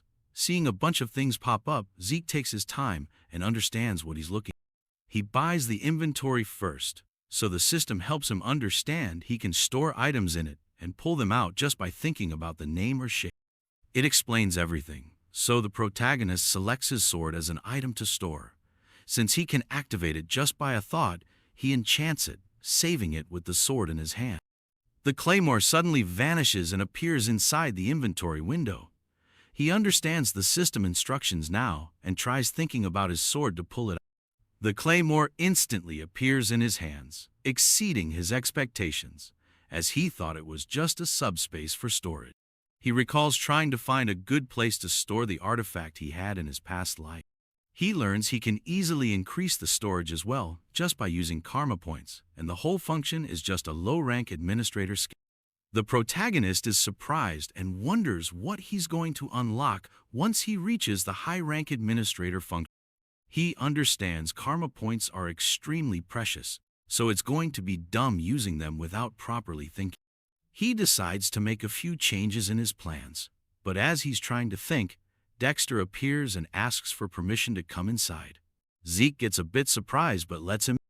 The butler shares there is a message for our boy. The man said Zeke will understand if he shares it is from the garden keeper Dexter. Our boy smiles and realizes his efforts were not a total waste as he reads the invitation.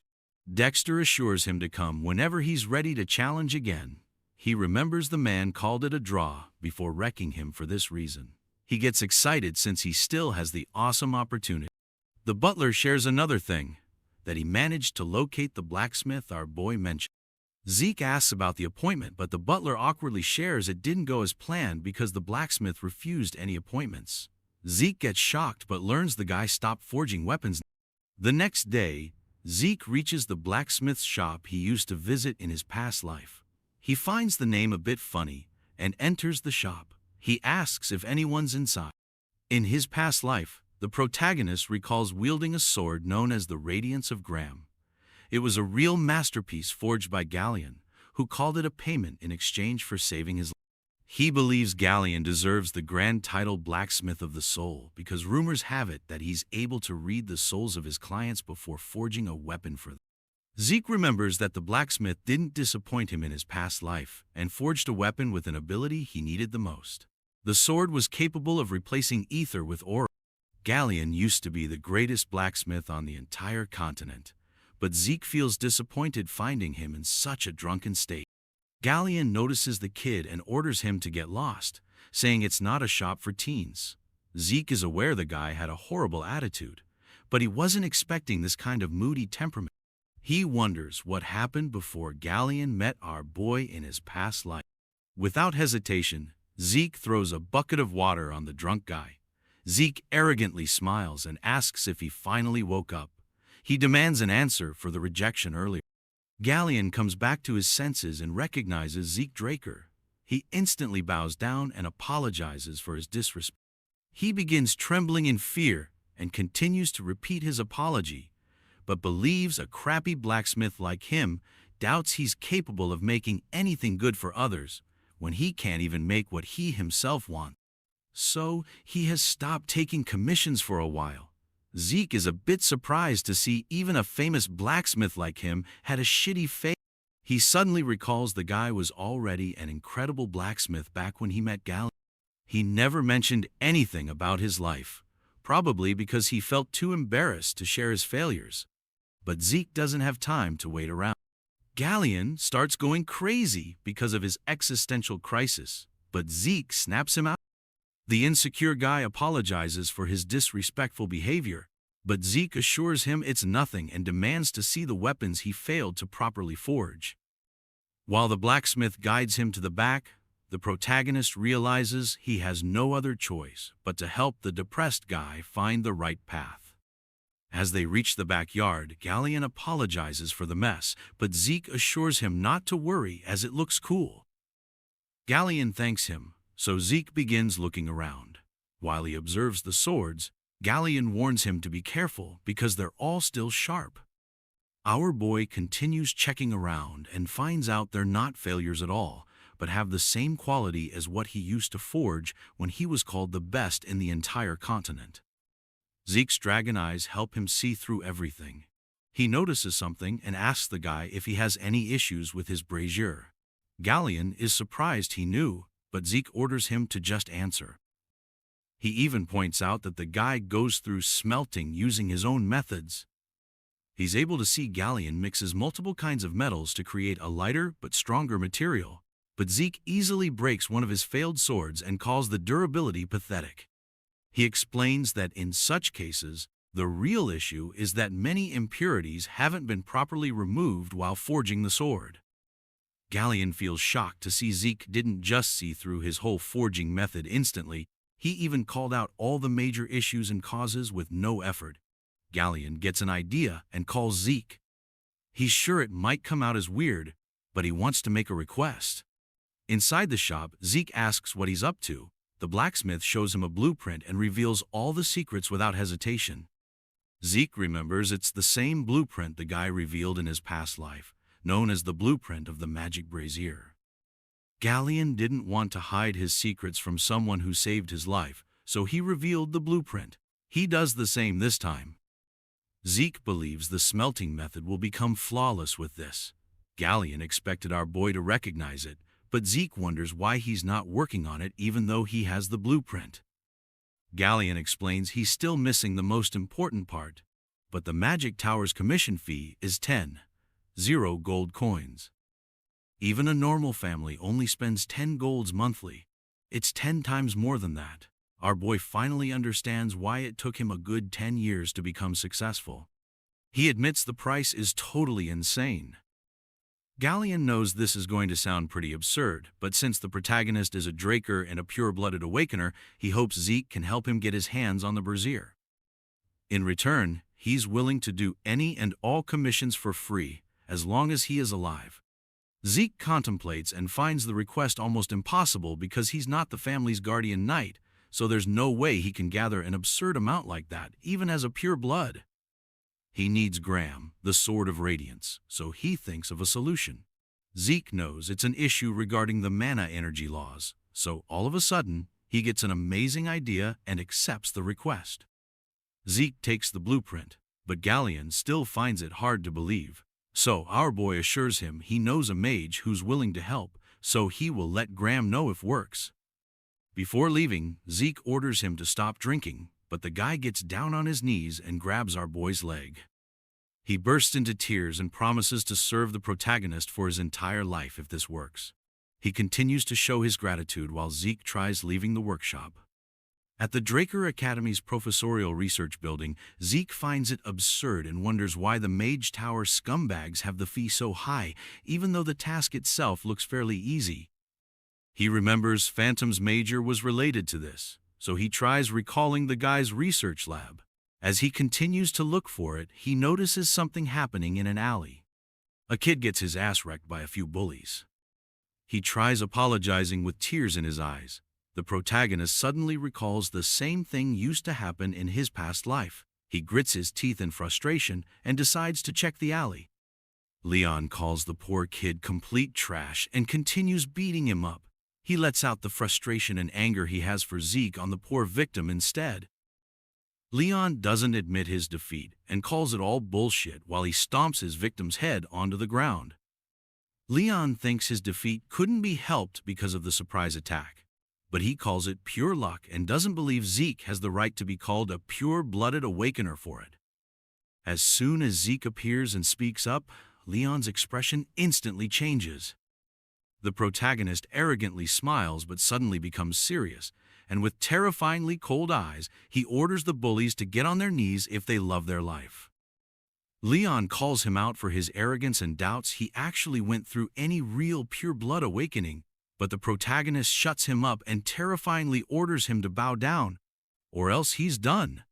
His words send chills down Leon's spine. He becomes scared and starts sweating anxiously, but the bully wonders why he's feeling such insane pressure, even though Zeke was completely insignificant just a few months ago. Leon grits his teeth in anger and frustratingly calls him an inferior guy. He orders his goons to rush and attack the protagonist at once, but Zeke remains unfazed despite seeing a punch coming. He warns them once more and easily dodges the punch. Our boy wrecks the first guy, moves forward, and defeats another. Zeke grabs the kid flying at him and throws him back. With ease, he destroys the whole gang instantly. While watching the whole shit show, Leon sweats anxiously, and it's hard for him to believe this is the same Zeke he knew.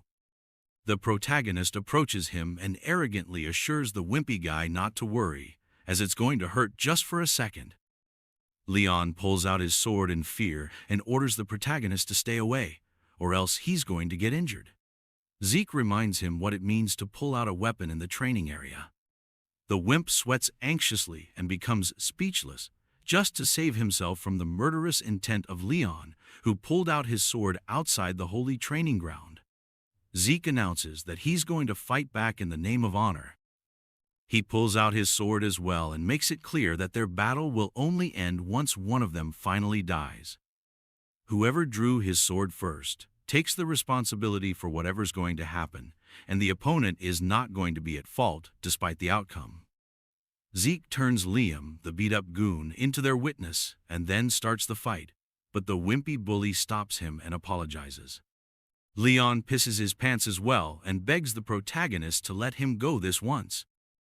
Our boy recalls what happened in his past life, so he calls Leon a trashy scumbag and, in a flash, cuts the bully's ear as payment for what he did.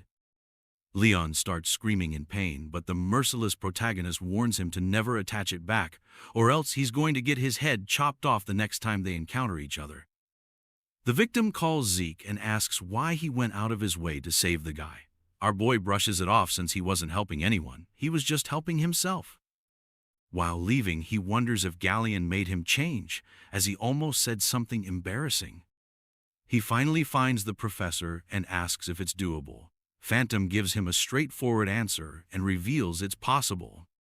Zeke leaves it up to him, but the guy stops our boy and requests him to properly listen to what he has to say. Phantom explains the overall composition is not hard, But the real issue is its core that's required for power output.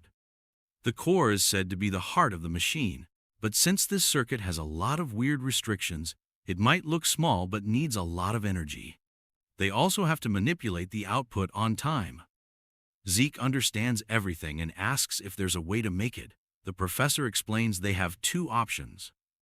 He can maybe make a few changes in the design because of the core's condition, but he disappointingly mentions such a task is going to take a whole decade or maybe 15 years.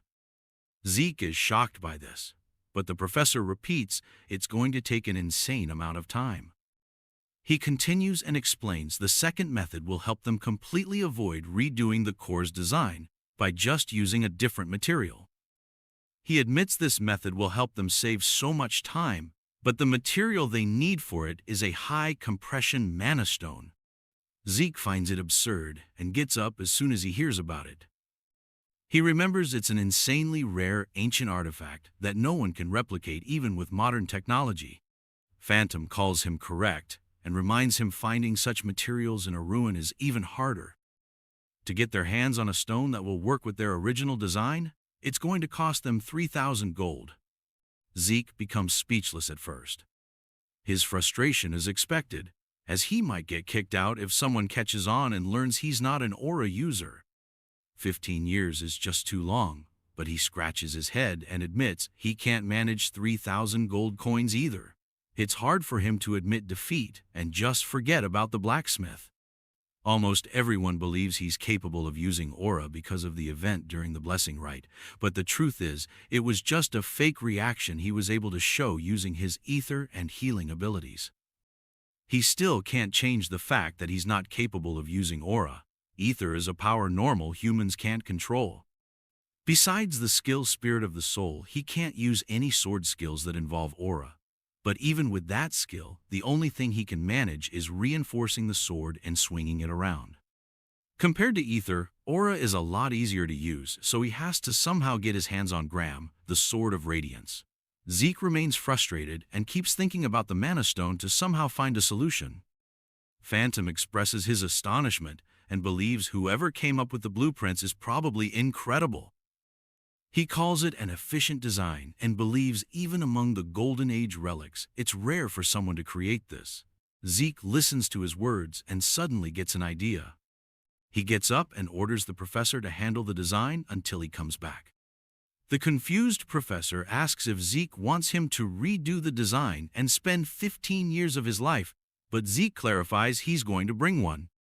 He confidently shares he knows how to get his hands on a high-compression mana stone. The Golden Age, the Liberation War began so humanity could finally escape the rule of dragons. It ended once the evil dragon Bahamut died by the hands of Tarek and Drakkar. Humanity finally got peace for a whole century, but during that time, the relics discovered inside the dragon's lair became the remnants of the age of the Hero King, the prime age of magic. All of these relics surpassed whatever humans could create. Among them was the high-compression mana stone. It had enough energy to sustain a whole village's mana needs easily, a relic from the hero's era. Our boy reaches the Drakkar Academy's central library, even though no one uses it anymore. The central library is still being maintained because everyone believes the hero Tarok and Drakkar established it himself. Decades ago, when the record rooms were being expanded, multiple relics from the Golden Age were discovered. The Magic Tower and the Archmage of Nirvana didn't waste any time getting involved. During those months, many relics from the hero's era were found, and rumors about them spread through the whole continent instantly. Zeke remembers that's what happened in his past life. He enters the library and believes the relics still haven't been discovered by anyone. He can try all day but doubts he'll find them so easily, so he uses his dragon eyes and roams through the whole library. He finally notices a weird tile, so he taps it to confirm if something's behind it or not. He enables the soul of the spirit and remembers it's the only use for ether his master taught him. Ether is capable of materializing, so the user can apply any kind of properties like cut to use it in different situations. It still has a lot of cons and drawbacks. Ether can't be used unless the user expends a large amount of it to do anything at all. He starts feeling fatigued right after using the technique, but without wasting any time, he enters through the tile. Inside a cave, he lights a fire and remembers the news in his past life never mentioned it was this deep. He suddenly hears something, even though he remembers the ruins were discovered at least a decade later. He wonders if someone already uncovered it, but he takes a peek and notices skeletons with shovels and pickaxes in their hands. He uses his dragon eye to confirm they're not made by a lich, so he decides to enable critical strike and instantly moves forward to destroy them. He receives 2 karma points for defeating them. Zeke smiles and guesses he completely forgot about karma points because he was too focused on getting his hands on the artifact. He suddenly makes a wicked face and believes it is the perfect opportunity to farm karma points. He continues moving forward and wrecks 20 more skeletons for karma points. After seeing the karma point requirements, he learns that besides a mini-map, nothing's affordable right now, so he quickly buys it. The system shows him his exact location. He finds it similar to a magic map. Something catches his attention, so he wonders what it is. The mini-map becomes 3D instantly. Zeke is amazed by it but finds out only a single room has a different color. The system shows it's a storage room, so if he says yes, it'll provide directions for it. Zeke is shocked as he remembers the search party took multiple days to find the storage room, but he was able to discover it without any effort. The system gives him the best route for it, which is hard for Zeke to believe, as there's no way he will get lost with such a useful skill. He finally reaches his destination but finds a huge door in front of him. He wonders what he's supposed to do now since the door is not going to open up with just a simple push. He tries it anyway, but a weird magic repels his hand. He guesses this is why the Archmage of Nirvana and the Magic Tower were involved. He looks at his burning glove and believes he would have lost a hand back there. He doubts he can open it, so he asks the system. It replies and connects with the security device because of his request. The system tries but fails, so it activates the manual device instead. Zeke gets shocked and asks to confirm if it really just replied back. The system answers positively, which leaves him stunned. He decides to use it and demands an answer for why he got regressed. The system has nothing to say, so he questions the administrator system. The system has no answer again, so he throws another question and asks who developed the system. He gets no answer once more, so he becomes frustrated and gives up. Zeke orders it to open the door, so the system confirms his request and opens the door of the Dragon Slayer's storage. Zeke feels astonished as soon as he lays eyes on the chests inside the room. Just like what happened in his past life, all the chests are filled with valuable relics and treasures. Obtaining any of them in ruins is nothing more than a miracle. He goes through all the chests and finally finds the compression monostones.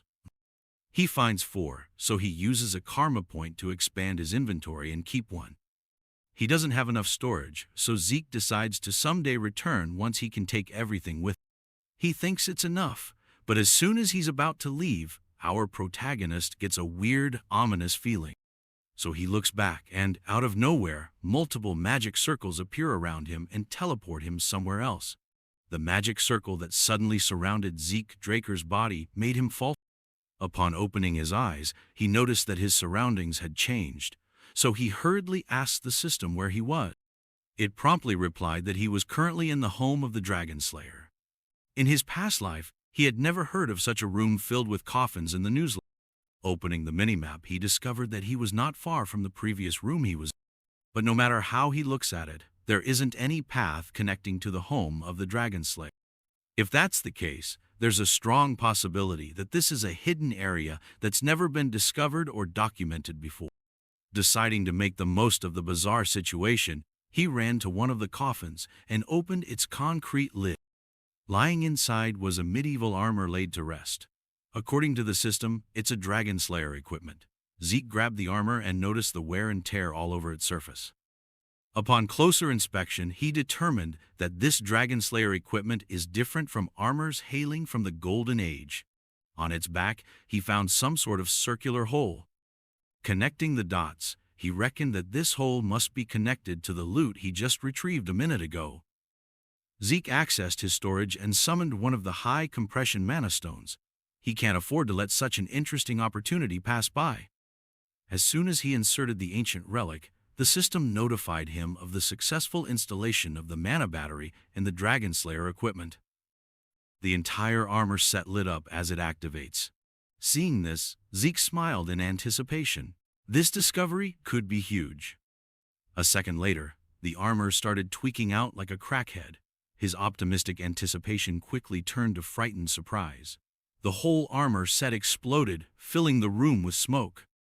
According to the system, an overload caused an equipment failure, stopping the activation. It even warned him of the imminent explosion. The system apologized for the late notice. Thankfully, it didn't cause much harm. At least he had confirmed that the high-compression mana stones were the energy source for these ancient armors. He could not help but wonder just what sort of features this armor had to require such a large-capacity energy source. Zeke made a mental note to ask Professor Fannin about the matter as soon as he got out. For now, he decided to roam around the strange room to keep searching. Aside from the room filled with strange coffins, the other rooms were empty. Eventually, he reached the last room. Like the ones that he searched for beforehand, it was a huge and empty space. That was until he saw a glass cube situated in the middle of the room. A system prompt appeared before his eyes, and his eyes almost bulged out of their sockets. He started sweating. All he can think of is how batshit crazy Terracon Draker really was. The cube in the last room was none other than the founder's legacy. It is the heart of the cursed light dragon, Bahamut. Who would have thought that his ancestor would leave the heart of the dragon he had slain as a dying gift to his descendants? This certainly explains the ominous feeling Zeke felt when he entered the storage room. But compared to the dark presence from before, the heart of Bahamut is emitting something different.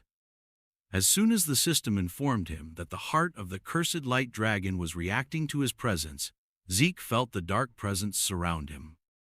He heard a voice inside his head, a voice filled with vitriol telling him that he had no other choice, a voice screaming that he should kill them all.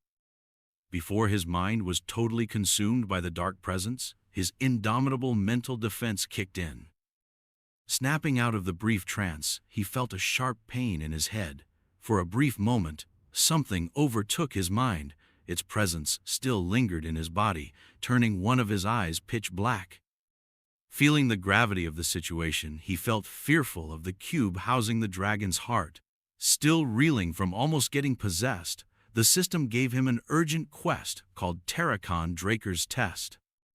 He must defeat the strong curse ingrained in Bahamut's heart. The dark presence flared up once more, and when his indomitable mental defense tried to cleanse the effects, the reliable class skills activation failed for the first time. With that, the overpowering murderous thoughts consumed his brain.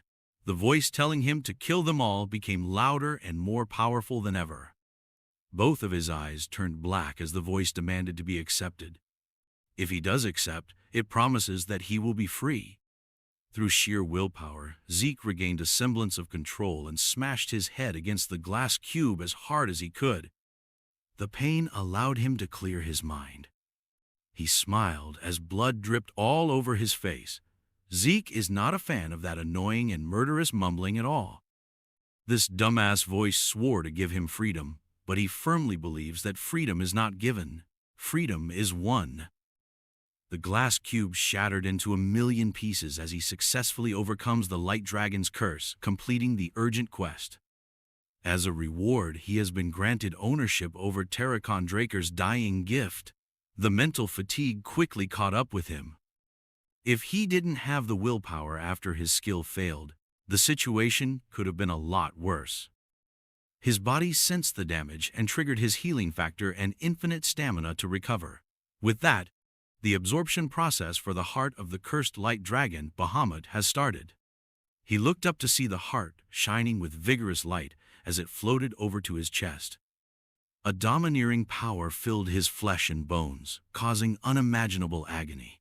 As far as he can tell, a pure and dense source of mana he had never encountered before is starting to flow into every cell in his body. This is bad news for someone like him who doesn't have a single circle to properly accept such an intense torrent of mana.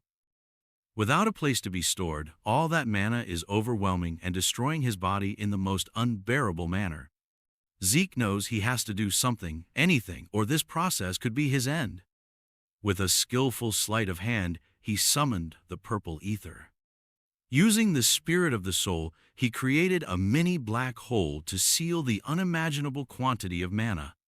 With an extremely limited array of skills in his arsenal, he reckoned that using ether was his only hope. Zeke gritted his teeth as he poured all of his concentration to maintain the ether hole seal in his hands. This eventually caused a massive explosion of magic. With him as the epicenter, the entire room was filled with thundering smoke. The explosion opened a massive crater. Fortunately, Zeke is still in one piece. All the nerve endings in his body are screaming with torturous pain. As soon as the pain started subsiding, he sighed in relief.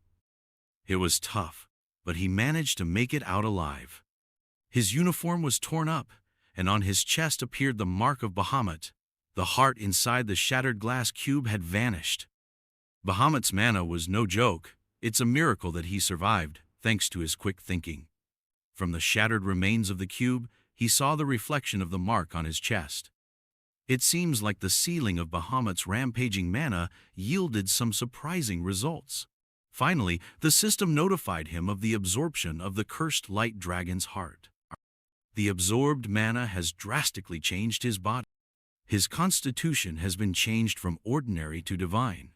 Upon detection of a power that he can't control as of yet, the system compressed and sealed 95% of its.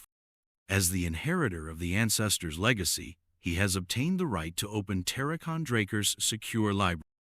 The beginner quest book has been unlocked, along with the tutorial for the low-level administrator. Zeke scratched his head. A divine body, Terracon's library, some sort of tutorial. He has no clue what the hell all these things are. Still confused, he dismissed all the prompts except for one.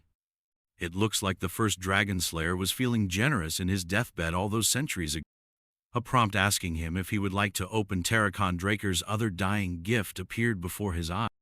Just when he thought he couldn't be more surprised, Zeke finally laid his eyes upon Terracon's second gift. Upon finishing his brush with death in that forsaken room, Zeke made his way back to the Platinum Mansion. He stored the treasures he looted in a secure spot while his eyes were fixated on the system prompt in front of him. His title is changed to the one who received the blessing of the ancient dragon. The inheritor of Terracon Draker, he gained the authority of dragon control and the divine body constitution. Among the new additions in his arsenal, he was most curious about the draconian skill called Incantation. This locked skill will fill his words with power. He gained a lot after that close call with the afterlife, but he's still too weak to fully utilize some of the rewards. Draconic control gives him control over Dragon King. Dragons under his control can be summoned and will follow his orders unconditionally. As for the divine body, it will allow him to perform at the highest level. His rate of learning for combat and the transfer rate of ether within his body have increased. The descriptions aren't really helping him grasp the whole picture, so maybe some practical tests would. Aside from the ancestor's second dying gift, there's another window related to Terracon. While he has been granted access to Terracon Draker's secure library, an information update is still needed. As helpful as ever, the system offered to mark the location where he could obtain the update on his minimap. Zeke is not happy with the extra work, but it can't be helped. Much to his surprise, he recognized the location marked on his minimap. From the appearance of the layout, it looked like Valhalla. You see, Valhalla is the most prestigious night training institution out there. Individuals other than administrators are unable to view, let alone enter that area. As he is right now, even Zeke would have trouble entering such a place. To make matters worse, he wasn't even planning on joining the institution in this life. But if something related to Terracon's dying gift can be found there, it might be worth adjusting his plan. It seems like fate is pushing him to keep being a part of this damned family. The next thing he parsed through is the beginner quest book. The tutorial for low-level administrators will soon start. Upon completion, he will be given a quest to boost his growth. With quests come rewards. Zeke likened this quest system to the missions from an adventurer's guild or mercenary assignment. Curious, he asked the system what the tutorial entailed. Without giving him any time to respond, the start of the quest was automatically triggered. His surroundings started to shift. Reality itself seemed to be shifting right in front of him. A few seconds later, he was in what seemed to be another dimension. Under his feet, grid lines showed, and all around his was unbounded dark. The younger man stayed composed. He turned to find his position by looking about. He seemed to have been teleported as before. 2 times in a day, being carried against will is insane. But this time, everything seems a bit different. It feels as though the whole space has moved rather than a physical place. He seemed to be in a quite other dimension. He experienced a threatening presence charging from behind without notice. Turning around, he watched Orc lunging with spiked club. At last, the system clarified that he had to beat the monsters inside 60 minutes utilizing 2 or more different skills for the tutorial task. He will get points and system store unlock once finished. His battle senses kicked in and a blade materialized in his palm while still in dream. This instruction looks to be setting circumstances whereby he can exploit the system. If only he had this ability earlier on. Zeke disappeared instantly as 3 orcs swung at him from 3 separate angles. The attacks made the whole tutorial area ripples. He triggered quick succession of fast steps and continuous slash to avoid and counter suit. He can just cut their body up without much work involved. The claymore he had been working with seemed to him like a featherlight. One of the outcomes of a divine physical constitution must be this increase in raw strength. He reasoned that he should be able to readily overcome a purple knight now with a more robust physical shape. One-shotting the tutorial orc, he went back to where he had been before the distinct dimension vanished. Though it felt really real, he questioned whether that was only an illusion. Apart from finishing the course, he acquired a time bonus and a critical bonus. All things considered, his search pays for an easy 40-point reward and entrance to the shop category. Finding out he can now purchase goods through the system made him rather happy. Opening the shop page quickly, Zeke discovered a collection of incredible objects for sale. Among the goods were giant's meat. Each item on the list is a priceless artifact worth a lot of money for purchase on the market. Perhaps he might use this tab to resale the stuff and create a killing. Apart from purchase, he can also sell goods he owns from the inventory. The elf dagger runs at 4 points. His training claymore cannot be sold. From what looks to be known, the store only takes old artifacts. Though it is only worth 4 points for the system, his elven dagger may be sold for an easy 100 gold pieces in an auction. He made the decision to not sell anything except in extreme need for points. He left his personal workout room then to call it a day. Given all that has happened in the past 24 hours, he should get a decent night's sleep tonight. Zeke went to meet Professor Fannin at the Research Center of Draker Academy the very following day. The magic teacher found it unbelievable that this child actually located a high-compression mana stone in 1 day. Zeke said he got the stone without answering when asked, since it would be too difficult to explain. Professor Fannin had already completed adjusting the power source. He had not yet finished the tea in his. At his job, the magic nerd truly is amazing. Zeke could sense the professor was suspicious, even if he tried to hide. Every time a high-compression mana stone is discovered on the continent, they are noted in several ancient writings. It's utilized for management and tracking of such valuable mana stones. Examining the registration number helps one to ascertain the location where it was discovered, the present owner, and Zeke does have unregistered mana stones though. It won't be recorded on the registration encyclopedia of the center continent regardless of your effort. The skepticism of Professor Fannin rather than unquestioning faith is instructive. Real deal are his judgment and ability. Zeke reasoned that a person with such aptitude shouldn't rot somewhere he won't be appreciated. At last, the professor attempted turning on the design, which brought us back to Patnir's breath. After finishing the design, they gave the blacksmith of the soul, Galleon Halbert, the tool. Zeke and Professor Fannin saw the working blacksmith, a master. His workshop gleamed with several expertly crafted magic circles. Galleon's face now shows complete delight as last he can realize his ambition of producing weapons up to his criteria has come true. Zeke and Fannin are seeing history under development. Professor Fannin bid them goodbye to go to a lecture following the great demonstration. Galleon thanks Zeke so very much. Making a bargain with the young man turned out to be the best thing he had ever done. He felt he would never see a finished magic brazier in his life. Zeke lived up to his half of the arrangement, hence Galleon should treat him accordingly as well. The blacksmith is naturally keen to pay back the kindness. Pulling something from his backpack, Zeke offered it to Galleon.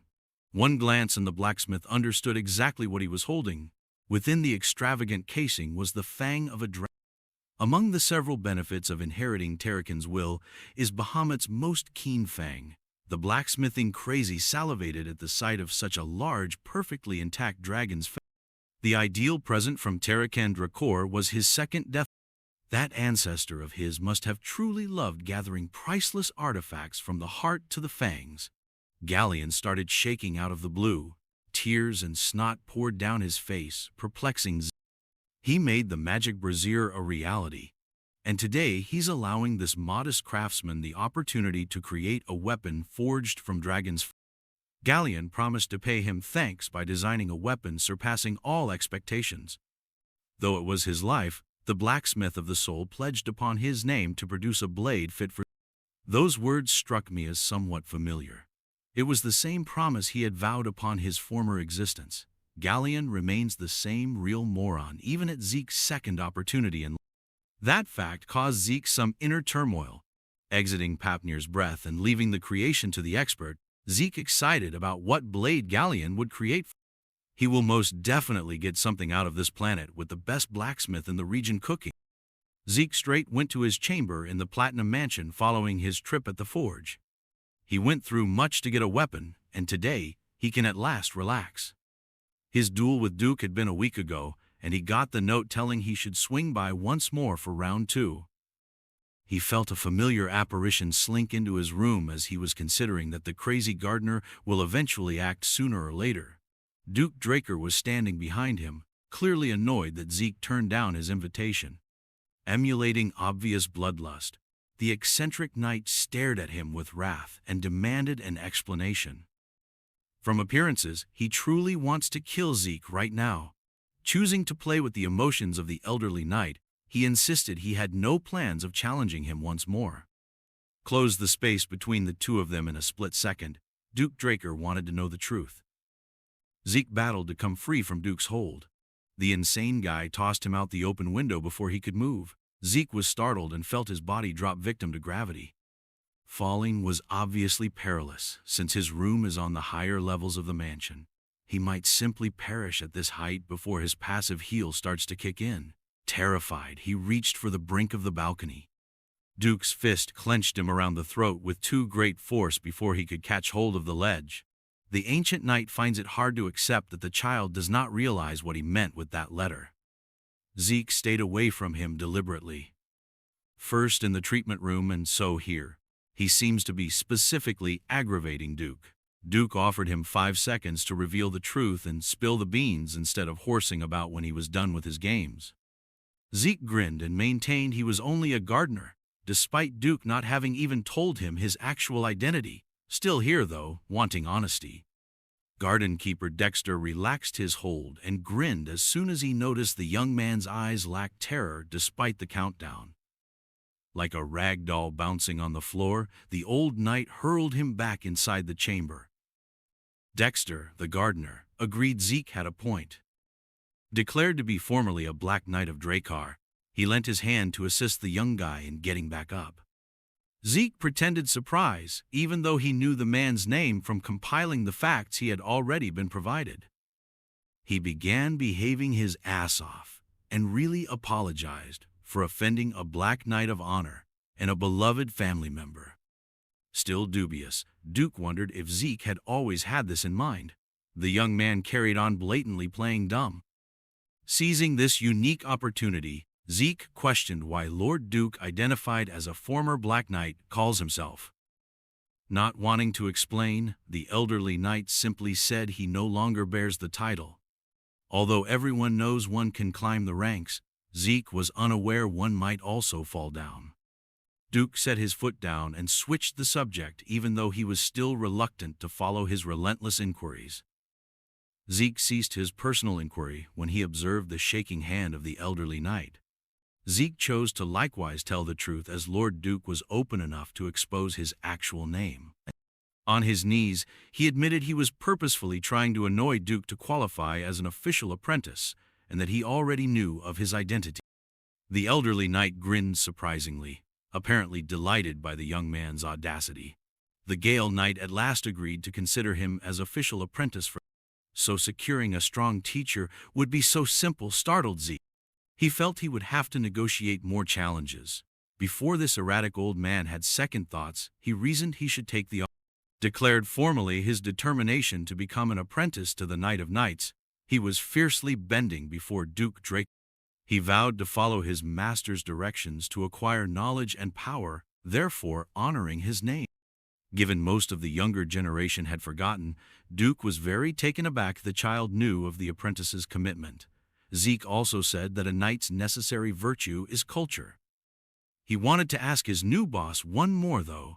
Duke honored the child's request even though he is not at ease being called a master.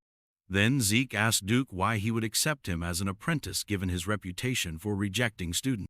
After years of begging and pleading, only Andreth genius of the century became this old man's disciple. Zeke loves to hear Duke's own words even if he generally knows why. He reasoned that during their duel, the elderly knight must have spotted potential far higher than Andre. Duke asked him to guess and grinned. Zeke responded honestly, saying he was approved for family brilliance. Duke just smiled at his definitely incorrect response. Duke would have selected that Tarun family daughter if he were selecting an apprentice based just on raw ability. But he chose Zeke just based on his tenacity.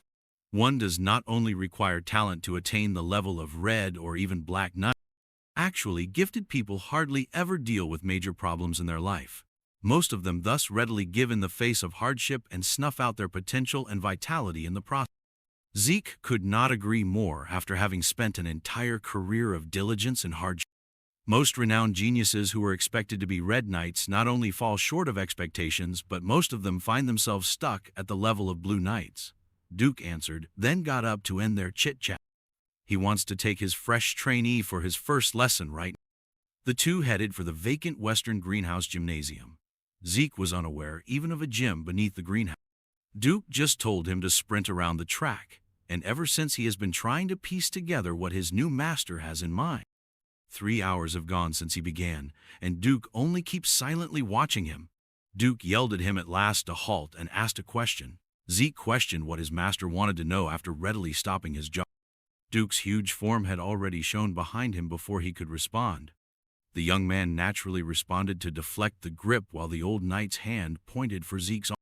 His fighting sense kicked in, and he withdrew to a safe distance, every thread of his essence.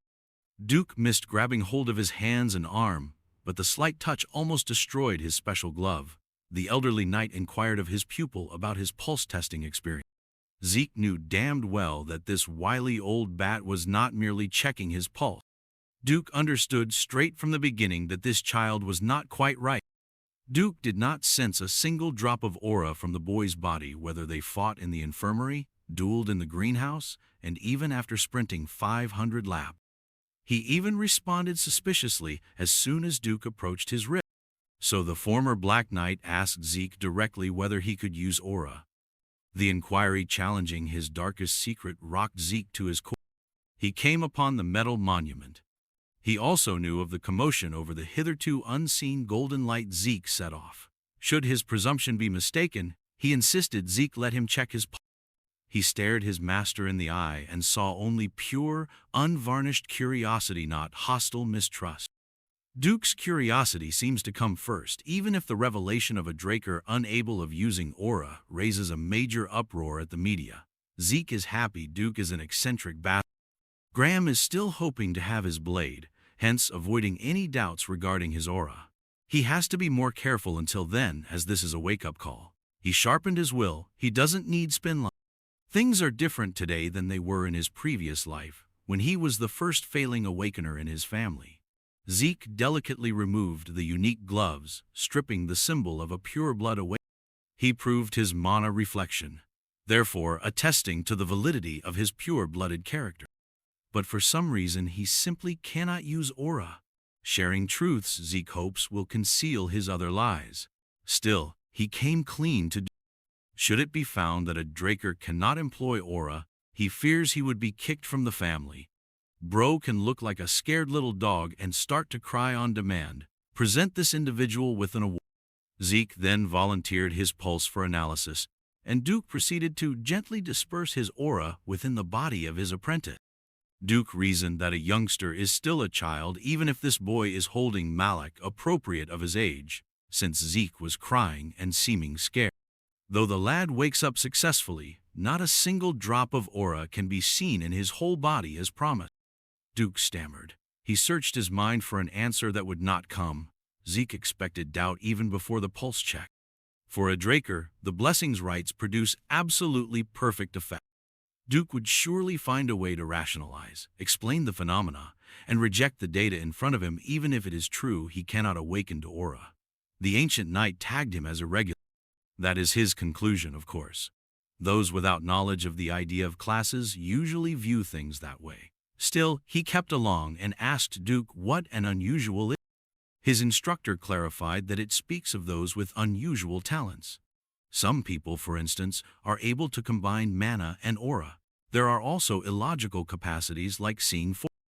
As such, irregulars are not treated very well at all, so it would be better if they remained this secret between master and apprentice. Regarding his inconsistent performance, Duke argued that his crazy endurance and recuperation explain it. Like harm, though, recovery from an internal would take time. Zeke does not fit that unchanging idea, though. He almost healed from major injuries practically immediately before. Duke reasoned that a quick recovery of this kind must have required an unimaginable volume of energy. That is aura. The ancient knight reasoned that Zeke's aura is being continuously depleted in exchange for stamina and regeneration, so hardly any remains to feel and utilize. Zeke found it surprising that this elderly man produced a cogent justification. Maintaining his composure, he queried innocuously whether he would never be able to wield aura, worried he would fall short of his master's standards. Duke advised him not to worry and just chuckled at such a feeling. That's so because his Gale arts are unique and strong works devoid of aura at all. He explained that a unique art is a unique technique specially created by a knight following the height. Usually, it's a dragon-laying arts application or specialty, so appropriate utilization of aura is necessary. Still, his Gale arts are quite important for bodily development. Duke urged Zeke to be especially close since he wanted to show his kids something. The floor he was standing on shattered suddenly beneath the weight of a basic hop. Zeke made every effort to track Duke's crazy pace. The Gale Knight prowled the arena in a few short seconds, and given his speed, even his afterimages were invisible to the unaided sight. Then he dropped back to where he had begun with casuality. Not even did he break a sweat. When asked whether he observed the motions, Zeke inquired as to whether it would be acceptable if he did it himself. Startled, Duke inquired of the child whether he wanted to see it once more. Laughing and complimenting Zeke's confidence like that of a black knight, the eccentric elderly guy let the child test it. Zeke got up and took up the post. He saw and recreated the movement his master had just lately. His initial stride created a crater exactly on the black knight's footprint. Following the prints, he exactly replicated Duke's movement pattern after witnessing the technique performed once. He is beginning to observe things he could not have seen before. Now he is exactly copying his master's motions and trajectory. These actions were clearly taken as though he were sparring someone. Some patterns revealed attacking, avoiding, close distance, and generating distance. Every step serves a certain goal. Zeke slowed down steadily until the last place was occupied. Duke couldn't believe what he was seeing. Though he knew the child was gifted 1 week ago, he was not nearly this good. Given such a significant leap in potential, what the devil could have possibly transpired in the course of a week? The disparity is like heaven and earth. Nothing like this Duke had seen. He had never come upon such a flawless candidate. but Zeke had to turn around and destroy it with his haughtiness. He would be flawless if he could only control that. Duke grabbed him lightly in a headlock and taunted him for weeping his eyes out before launching an almost flawless copy of such a challenging move. Time gone by since Duke began his instruction. Zeke is in the academy dining hall right now. On his dish was a rainbow of meat, seafood, bread, and everything he could find. He started as the apprentice Gale Knight 1 month ago. His appetite simply continues growing since he is always practicing. His lunch today was cut short by instructor Andre asking whether he might spare some time to chat.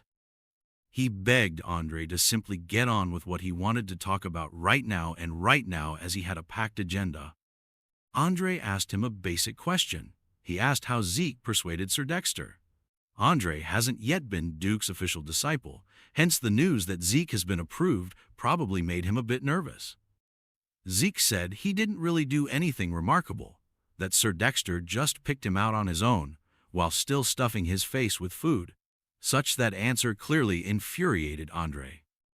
Andre stared at him with unvarnished hate and contempt. Based just on Zeke's pureblood awakener, he leaped to the conclusion that he was chosen to be a disciple. Our lad just hated the sound of that claim. After finishing his dinner, he presented the stinging reality check of talent of the century. Zeke brought out Andre's extreme inferiority complex, which the teacher absolutely disliked. His arms shook with wrath. Hoping to put Zeke in place, he referred to him as a cadet, but the young man is not done spitting his piece yet.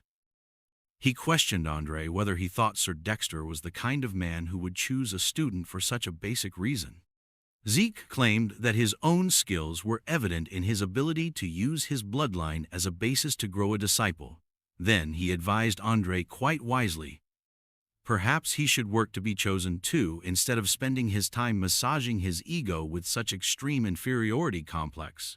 Andre, furious as he was, realized that the cadet's sobering remarks had some merits. 3 persons instead of the normal 2 later that day at the Western Greenhouse Arena. Arriving before Zeke and Duke, someone is sprinting the course as though their life depended on it. When Zeke questions his commander, the Gale Knight is likewise perplexed. Though he doesn't know what got into instructor Andre, he came imploring him, stating he was good with serving if it would allow him to remain at Duke's side to study. Poor Andre ended up like this. The old knight jokingly volunteered to take him in, should he run 300 laps without aura. The fresh tenacity of Andre startled Duke. Zeke was similarly pleasantly surprised to find that this man wasn't just some self-righteous geek. Actually, the genius of the century has rather the backbone on him. Every academy student has been called upon to line up on the field. Today is a remarkable day. The day the patriarch is visiting. Strong galloping of stallions rumbled outside the university. There comes a grand carriage bearing the symbol of the Draker family. Every patriarch arrived informed quickly by the watch. Howard Draker, the academy's fat-ass dean, sent his soldiers to make ready for their supreme boss. Making sure he was the first VIP would see, he waited at the gate. Howard's lubby face met the patriarch as soon as he emerged from the carriage. The dean paid his homage to the master of the Drakers with a great bow. Following in line with rank, the knights raised their blades and knelt on their knees to show respect. The patriarch showed there exactly at noon, and the bell of the academy rung louder for today's unique event. Master Draker moved with perfect drip and aura. Just his presence demanded compliance from everyone else. Towering over the dean, he gripped Howard's shoulder and commended his diligence. The leader of Third Transcendent Household, Arthur Draker, also known as Dragonslayer Draker, is this extreme gigachad. Given how strong the sun is now, Howard suggested they enter immediately. Arthur would rather move at his own speed. A few of the pupils close to the gate were astounded when they caught a sight of the patriarch's shadow. At last, Arthur Draker emerged from the shadows to face the academy's pupils. He spoke to the young dragon slayers gathered before him, the hopes and future of his clan. For their own development, that of the family, he advised them to train hard and increase their frequency of training. Inspired by his motivating words and commanding presence, the pupils responded with their whole hearts from his straightforward speech. Arthur turned around when the sun shone more brilliantly and gave Howard orders to accompany him in.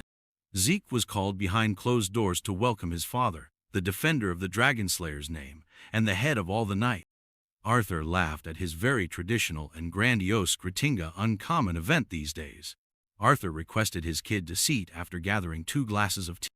He made something unusual, thinking it will be to Zeke's taste as his son adores tea. Although this seems like a nice gesture from a father, Zeke just saw it as his every action down to his tastes being reported back to the higher authority. There is a proverb that the emperor might not know, but there is never anything a Draker does that he would not know. Right now Zeke can sense the reality of that saying. Arthur said he contacted Zeke after learning Duke adopted him as a patriarch is not one to play around with. He liked to get right to the downplaying the whole situation. Zeke insisted Duke is doing him a big service. Although Arthur is unsure about his son's direction, keeping Duke's lessons followed will show a bright future. Zeke cut his father off and declared he aimed to be the strongest guy on the continent. Downplaying the whole situation, Zeke insisted Duke is doing him a big service. Although Arthur is unsure about his son's direction, keeping Duke's lessons followed will show a bright future. Zeke cut his father off and declared he aimed to be the strongest guy on the continent.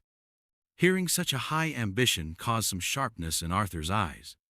Zeke said he will grow to be stronger than everyone else so he may live as free as he wants.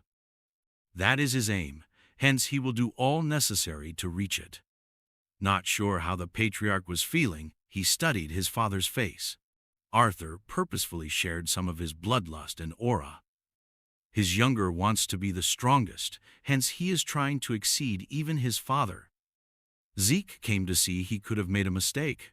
He was much too eager to express such feelings. He could feel a real cold slink down his spine. Astral Sword is spinning about the room. It is supposed to provide the user authority over all living entities inside its effective radius. Only full-on Black Knights can attain. It is generally agreed as the height of aura use. Looking at his youngest kid, Arthur seemed to be slightly amused. Zeke decided to stay on his ground and intensify on his objective. Although he is trying his hardest to fight the Astral Sword, he acknowledged he wants to surpass even his all-powerful father. Hearing his will, the patriarch looked happy with it.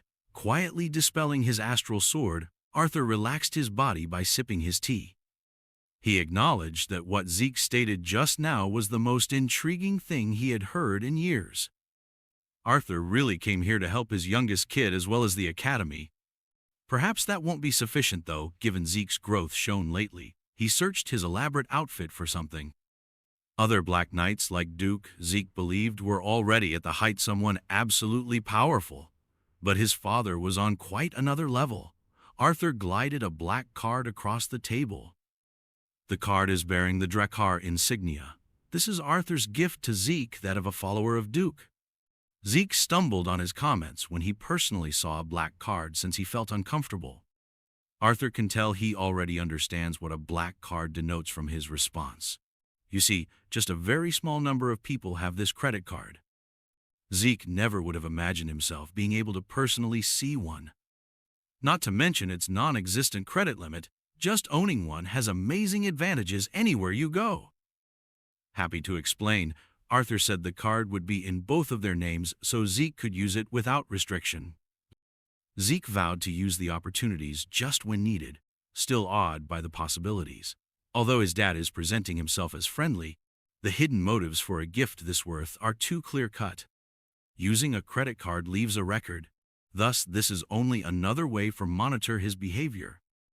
The patriarch does not yet view Arthur as a threat, though, since this is his method of monitoring him rather than dispatching a black marshal unit to track him.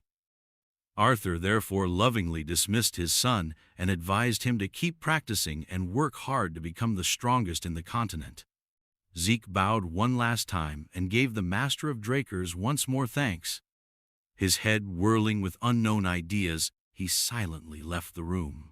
In a same vein, Arthur Draker closed his eyes and considered the words of his youngest son. Duke suddenly appeared and called Arthur a terrible old guy. The patriarch just inquired of Duke why he was so enraged. Fortunately, Duke is the only one with balls and the force to call Arthur out on his crap. After a lifetime of neglect, this man is now suddenly playing father for the child. Arthur said he had no option. Head of the home comes with a price. Moreover, what Duke just said amounts to character slander of the patriarch. Duke taunted Arthur to cuff him and send him away if he could, then settled his ass on the couch. The master of Drakers grinned and set all pretenses aside. Duke is the only one he can really talk to without concerns out of everyone living on the continent. He pulled still another item from his extravagant outfit, dragon breath, a bottle of rare booze. Duke's attitude brightened as he compliments Arthur's taste in beverages when offered a drink to accompany their chat. The patriarch mentioned the unusual mood engulfing the continent, and Duke went dumb, stating he was only going about his work inside the academy. But Arthur knows more than anybody else that Duke has eyes and ears all throughout the map. Duke then questioned why Arthur would probe a topic he already knew the solution for. Over the concept of immortality, the Emperor has gone insane and is searching the whole continent for anything he could grab on. From Duke's standpoint, such a thing is unattainable. Magic can help someone look young. Immortality has never been and never will be feasible. The patriarch agrees as well. He is concerned, nevertheless, that the Emperor searches for an elder dragon relic. That potential alters things most definitely. Although this marks the conclusion of the narrative today, perhaps